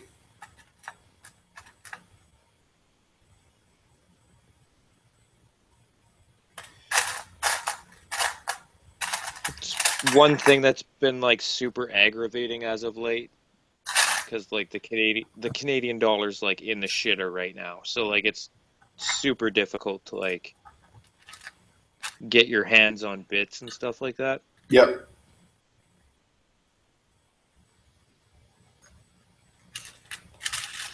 Yeah, I actually had not browsed for bits on eBay in a long time. That used to be kind of a go-to thing that I would do a lot. Just look for random lots of sprues and bits. It's really amazing what some people will throw up there too. Yeah. And for like super low prices. Like I'm fully convinced that like most of it is just like wargamers ex-girlfriends trying to like get rid of their crap. Yeah, that is possible.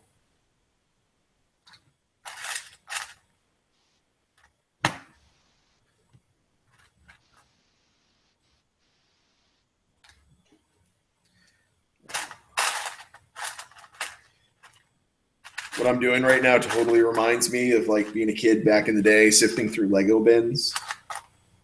Oh my god. Yeah, that was a thing. Yeah.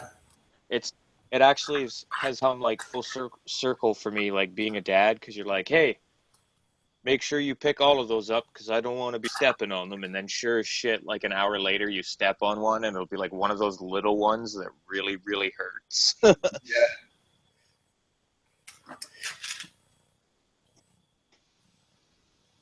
Yeah, Legos were definitely like my first really nerdy obsessive hobby. Because you could just build whatever you wanted. Yeah, exactly. And I just kept buying kits and buying kits. Like 95% of my income that I managed across when I was a kid just went into Legos. So I was just like mowing lawns for Lego kits, and I ended up with just an absolutely ridiculous amount of stuff. That's pretty insane. And then I sold it all and got Magic cards. And then the real obsession began. Yeah. If all the kids at school weren't making fun of you before, man, that was like a competition. Yeah, we had like our high school cafeteria, there was a table of guys that used to play Magic the Gathering. Like every lunch hour.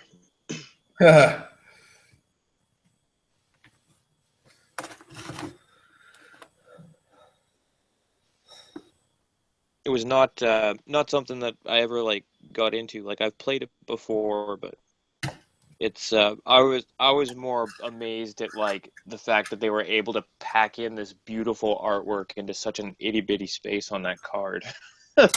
Yeah. Well, I mean, the secret of that artwork is that the originals are much larger than what's on the card itself. They just shrink it down. Yeah.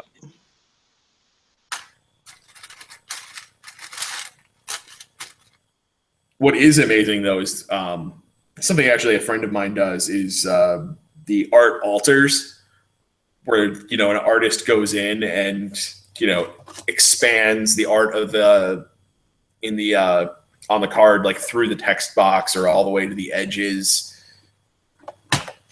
Like that stuff's really impressive.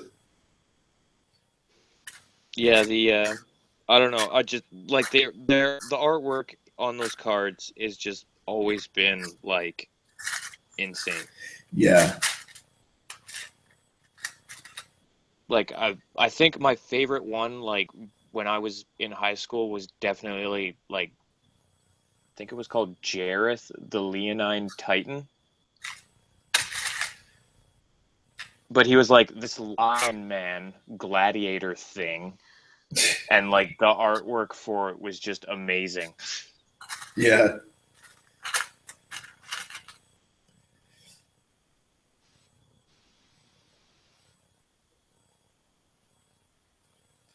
Well, I never noticed before that this little monkey, and I don't even know where he comes from, but he is totally carrying a barrel of booze. And that is pretty awesome. He's going to have to go back one of these guys. That does sound like something that would be on the back of a questing knight's pony. It's like I got this monkey and I don't know. I don't know where I found him, but I got a monkey. Yeah, no, I'm guessing it would be like Cathay or one of those eastern places.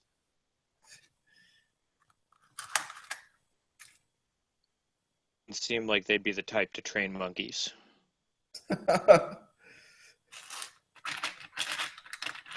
So what you're saying is they're awesome people. Exactly.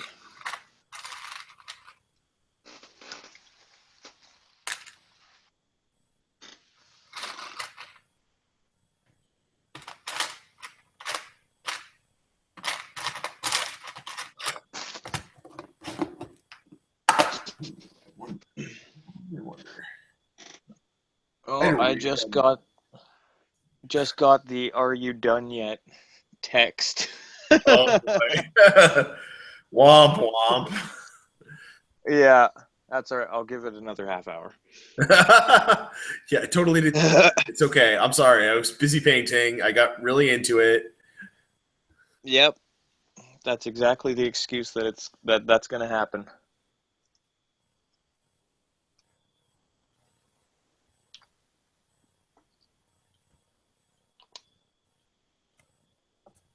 It's probably got to do with that discussion I had with my son where he told me he wasn't behaving. Yeah, that sounds likely.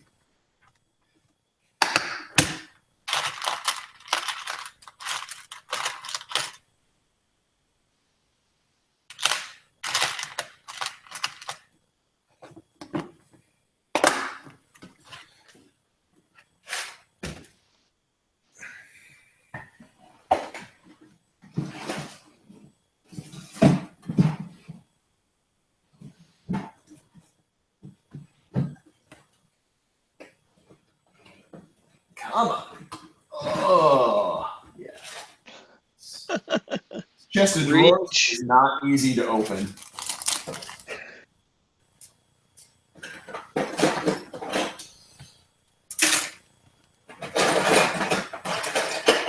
But it was definitely like $10, so I'm not going to complain too much about it. Yeah, when stuff is cheap, it's hard to like bitch about it, that's for sure. Yeah. Even though there's points where you're like, man, I just absolutely hate this thing. Yep. But it was only $5, so I'm gonna keep it. Yeah. Like that's exactly how that conversation goes in your head. Yep. Exactly. Still have all of these chaos sprues of random things that I don't know what to do with that are slowly just becoming basing material for my Empire army. Oh yeah, that's perfect basing material for Empire. Ooh, that's a pretty sweet head. That is going to have to get used. Is that like from the Bloodbound stuff? Yeah, this is what was this? The Blood Reaver kit. Oh yeah. Which the thing that amazes me is that the only thing preventing you from also making the other guys that you can make out of this kit is that they share legs. Like literally the only bits that you have to buy to, you know, get two kits out of one is a set of legs. Wow.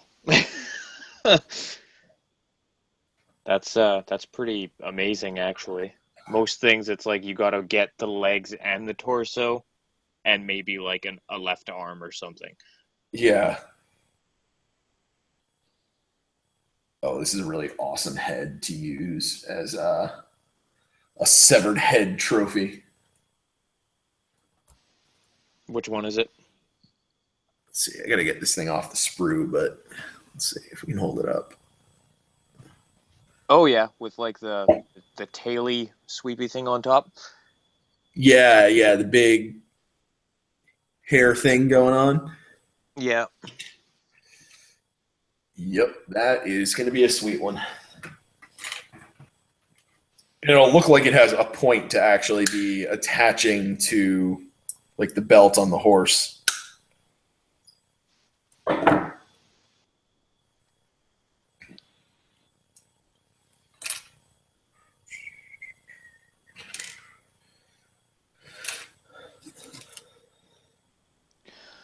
Almost done.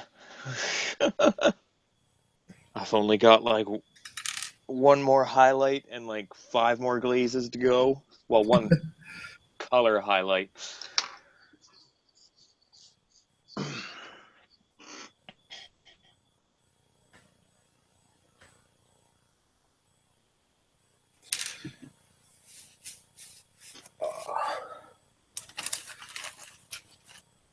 So many bits.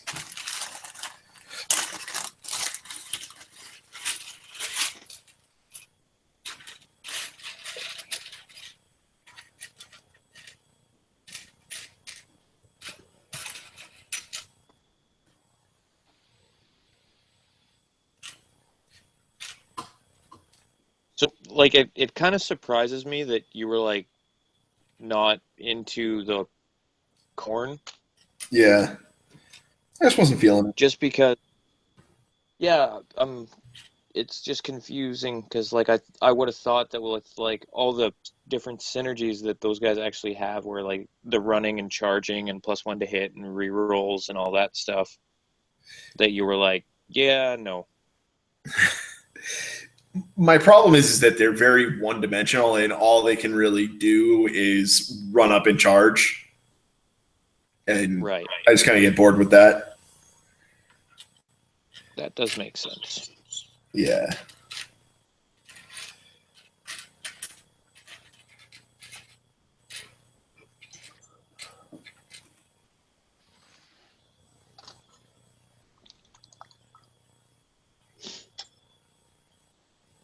So are you going to make yourself some Griffhounds? Is that something that's going to happen?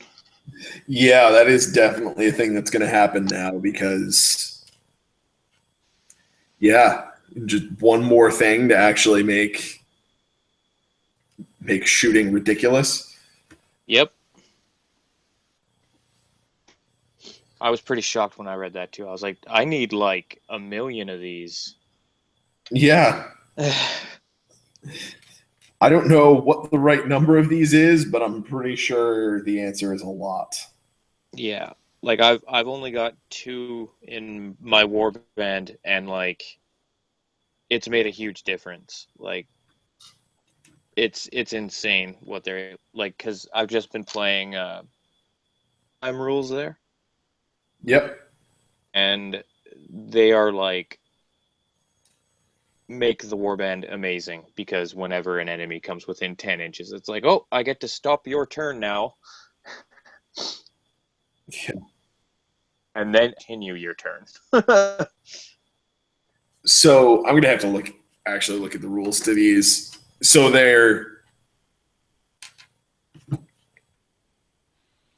Like do they it's just let anybody shoot that's within range of the thing? like okay, so a unit comes within 10 inches of your Griffhound, right? Yep.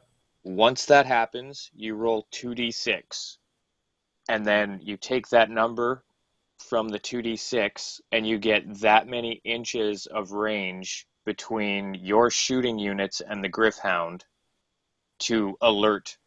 Like that's the alert range. So if you have a shooting unit within that alert range, then that shooting unit gets to shoot at the enemy that came within 10 inches of the Gryph-hound.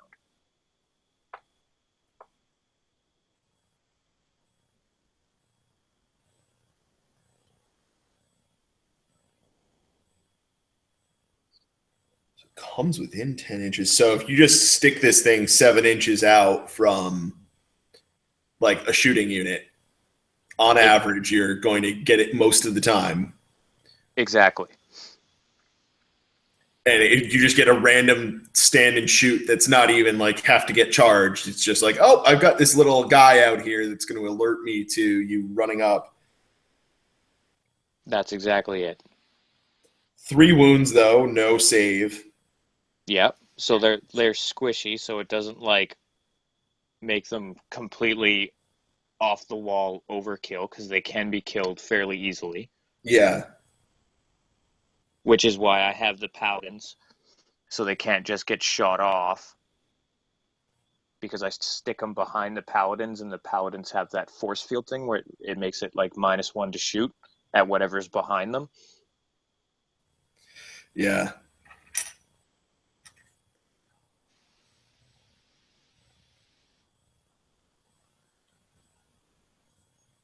But like they've got a 9-inch move, so they're fairly quick, so they can get out of trouble fairly quickly. Mm-hmm. And yeah, so you just take them, and then like I suppose that would work on war machines too, but I guess they wouldn't be moving very far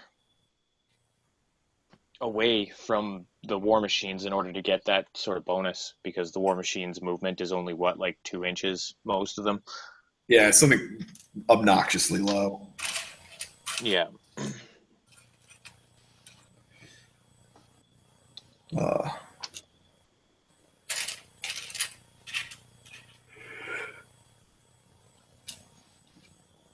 man. Getting tired? Just got up way too early this morning for no good reason. Yeah, I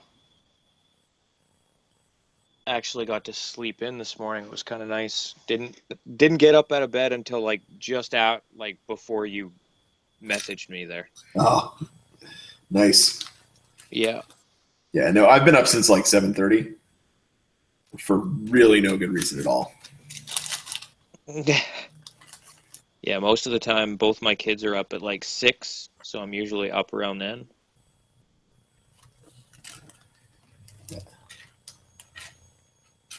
Because they're young and full of energy.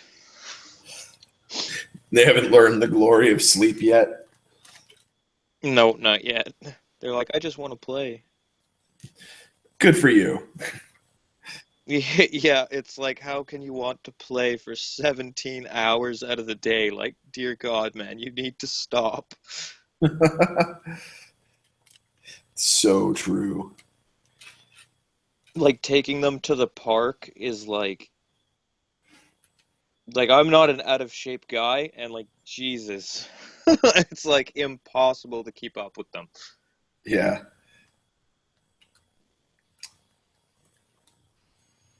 They're like the Energizer Bunny. They just keep going. Yeah. That is very true. I don't know. My dog is like that too. Like, I have never actually gotten her tired. Jesus. Yeah, the closest thing I've ever gotten is dehydrated. It's like, I wonder if it'll work if I just don't give her water for an extended period of time. Yeah, and then that's going to be some sort of brand of animal abuse, and then somebody's going to come knocking on your door and arresting you, and I just don't need that hassle in my life. Nobody got no time for that. Yeah. We've had that happen to our dog before too, where it's just like and it wasn't even like an extended period of time, really. We were just outside barbecuing. Yeah. And like, it was just really hot, and we didn't think to bring out water.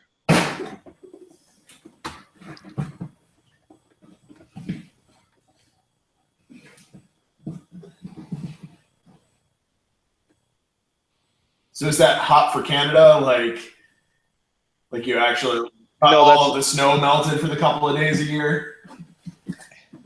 yeah. It's it in the summertime. It does actually get like legitimately hot here. Like in like usually about mid June, early July, we'll get like a couple of days where it's like 36 degrees Celsius. I don't know what that is in Fahrenheit, but it's hot.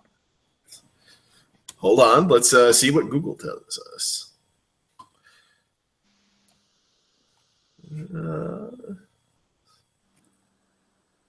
Celsius to Fahrenheit.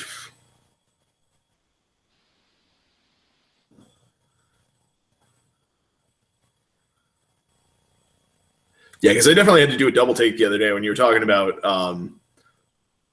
like snow melting, and it was like 6 degrees. And like snow does not melt at 6 degrees.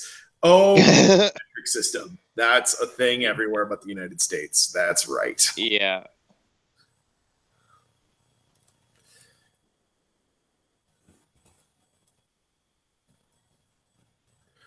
Why is Google being so slow right now?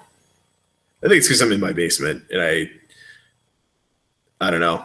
I get bad Wi-Fi signal down here. I really need to get like another router or something like that because it is not adequate. I can't really run like YouTube and anything else at the same time. That's awful. Yeah, it kind of sucks. Uh, Well, so what did you say? 36? yeah, 36. Oh, so that's like 95 Fahrenheit. Yeah, that's pretty warm. Yeah, I don't. Yeah,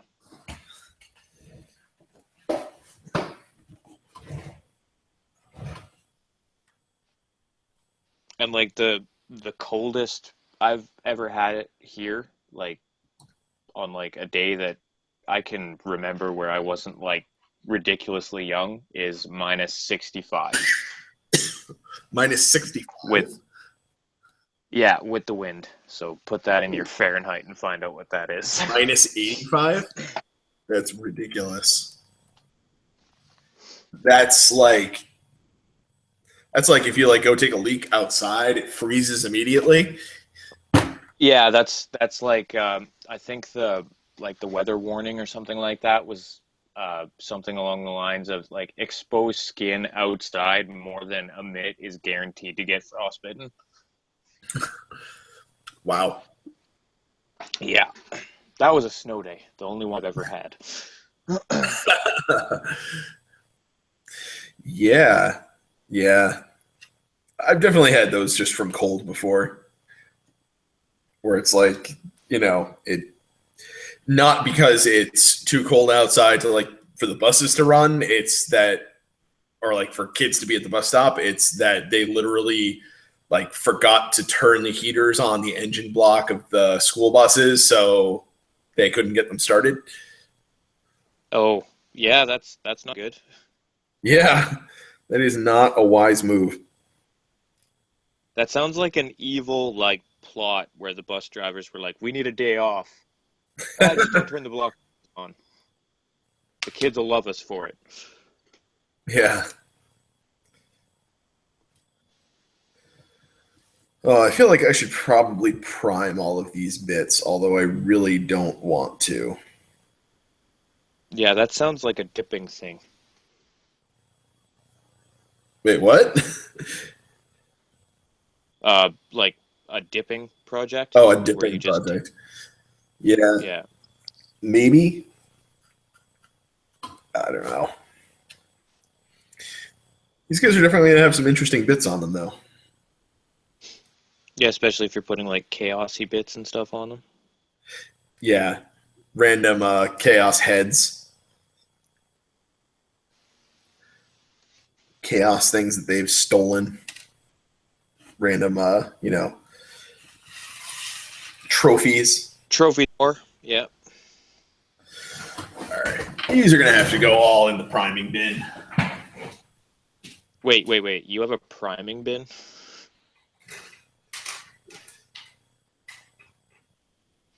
That's really just like the box that I use to prime stuff in. Oh, gotcha. Okay. Yeah. So that's not this second project because priming stuff's a pain in the ass. It requires ventilation and things like that. Yeah, when I'm priming, I always do it with a brush. So Yeah. Well, I'd imagine with those cold temperatures, rattle cans don't work too well. yeah, rattle cans suck, but yeah, the main reason for it is mostly because I feel like the priming stage is like where you get to know the miniature before you actually lay paint down on it. Ah, So I like to do it with a brush first so that you get to know every little nook and cranny that the miniature has. interesting.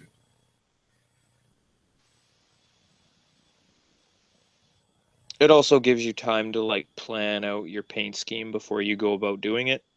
Yeah, that is true.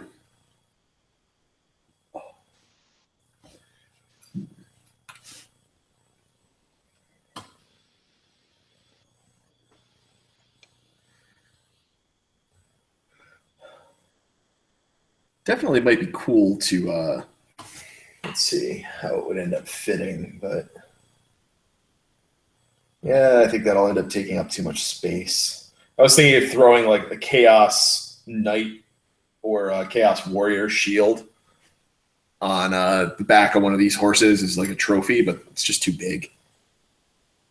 Yeah, Chaos Shield huge. Yeah, they're just way too big. It's like the new orcs that came out. My buddy got a bunch of them, and like they're big. Yeah, Like this is the Auric Brute, one of the ones that he painted, yeah. and like the shaman is just massive. Like he takes up like all of the base. It's pretty ridiculous. Just because his cloak is like all feathered out, so he literally from the top looking down at him, you can't see the base at all.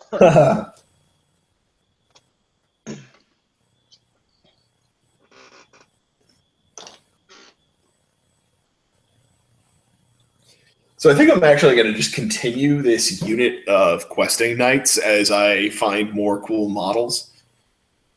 Like I was just using like miscellaneous metal hero models that I was finding on eBay, and it came out looking really cool. Like it works for questing knights. Yeah, that is a pretty sweet concept where it's just like random heroes from random armies. Yeah, which is kind of like the idea of what the questing knights are supposed to be, right? Like they're just dudes out on the quest trying to make a name for themselves. Yep. Random heroes from random different Bretonian kingdoms and Yeah.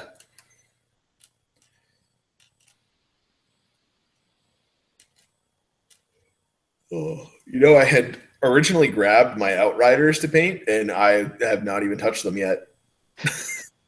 This is not the first time this has happened. That's why these things are still just primed. they are like the black hole painted. Yeah. And then, of course, I bought a bunch of Pistoliers as well. They're never going to get painted for sure.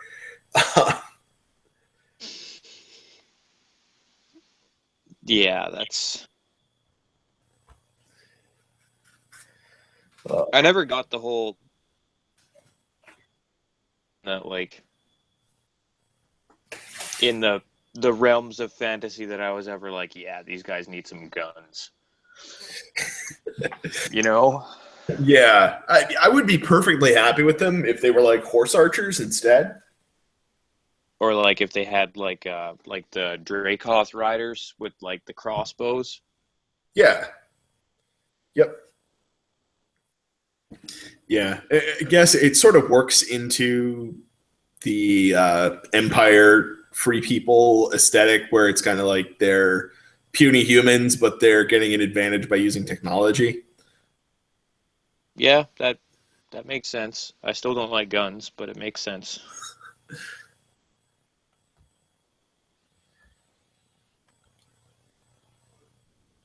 It's not as bad like if they were actually like guns, it would really bother me, but they're like muskets and stuff, so it's not that bad.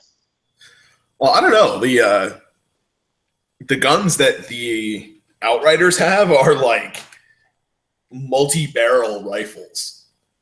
Jesus. Like the Hochland long rifle. Yeah, that thing is.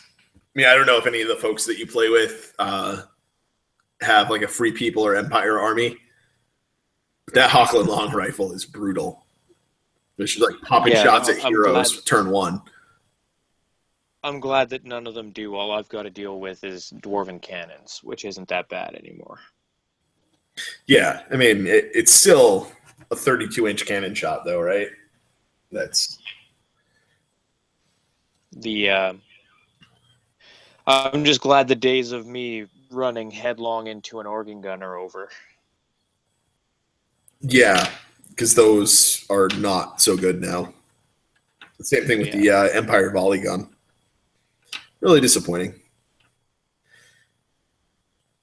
I'm just glad that like everything that was crappy in the game before is like now kind of good, and everything that was like really good before is like they toned down. Yeah, that is definitely true.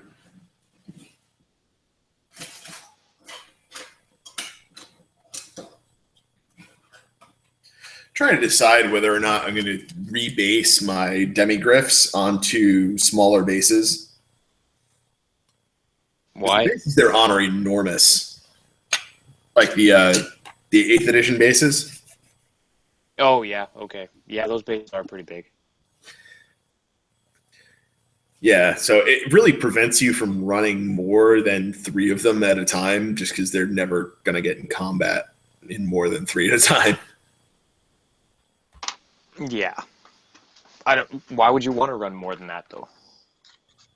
Um, they're actually not that great. They're definitely good, but they're not at the same level as like any of the other monstrous cavalry is. Like they're not. They don't hold a candle to Mournfang or Blood Crushers or anything else like that. So, To be fair, not many things hold a candle to Mournfang. Mournfang are still kind of crazy. that's true, but even a lot of the other cavalry, like Grail Knights, are just about as good as Demigriffs, if not better in some ways. And those are on regular cavalry bases. So I think it's fair to put them on smaller bases to get more of them into combat so that they're a little bit better. I don't know. I think they're on par with like those orc gruntas or whatever the hell they are with the weird mouths. Yeah. That just out. Yeah. They're like on par with that, which is kind of like your mundane. I think they're meant to be used as like your actual like quick sort of tanky stuff, like because your regular knights have 2 wounds and then demigriffs have what, like 4? Yeah. Yeah. Yep. So they're like a little bit more tanky than your regular knights. But I mean, if you're taking Grail Knights, why would you take any other kind of knight? Because they're amazing. Yeah. Yeah. Bretonia really, it's just like this giant practical joke, it seems, that Bretonia got like this book upgrade finally, and their units are outrageously strong compared to anything else in the same like class, and then they discontinue them. Yep, well, that's so that they're like, okay, this should solve the power creep issue. We'll just put these guys way up on a pedestal right away, and then they can continue to play them all the way through. Yep. Yeah. I'm sure we'll see remnants of something somewhere down the line. Like, it may be something as small as like an undead unit with a fleur-de-lis on it, but you'll see something. Yeah. There's going to be something. I don't think they're going to totally go away. And there's rumors that the Bretonians and the Tomb Kings are coming back as well with just new kits. I really want to see like a Cetra redone. Like I want to see that guy come out in like it's all gold or something. Like I want to see him come back. Like he's been touched by chaos. He's immortal. Like he needs to come back. Yep. Yeah, that would definitely be cool. Even if it was just like him, like a cameo or a piece of artwork in a book. Like I don't need a war scroll or anything. I just want to know the end of that story. Yeah, and really too, like the rules for Cetra were just really like out of all of like the silly nonsensical rules in the original War Scrolls, like his was one of the coolest. Like you lose the game if you somehow kneel down. Like it's like if you bend a knee and try to tie your shoe, so help you. Yeah. You will play the rest of this game with one shoe. Cetra does not kneel.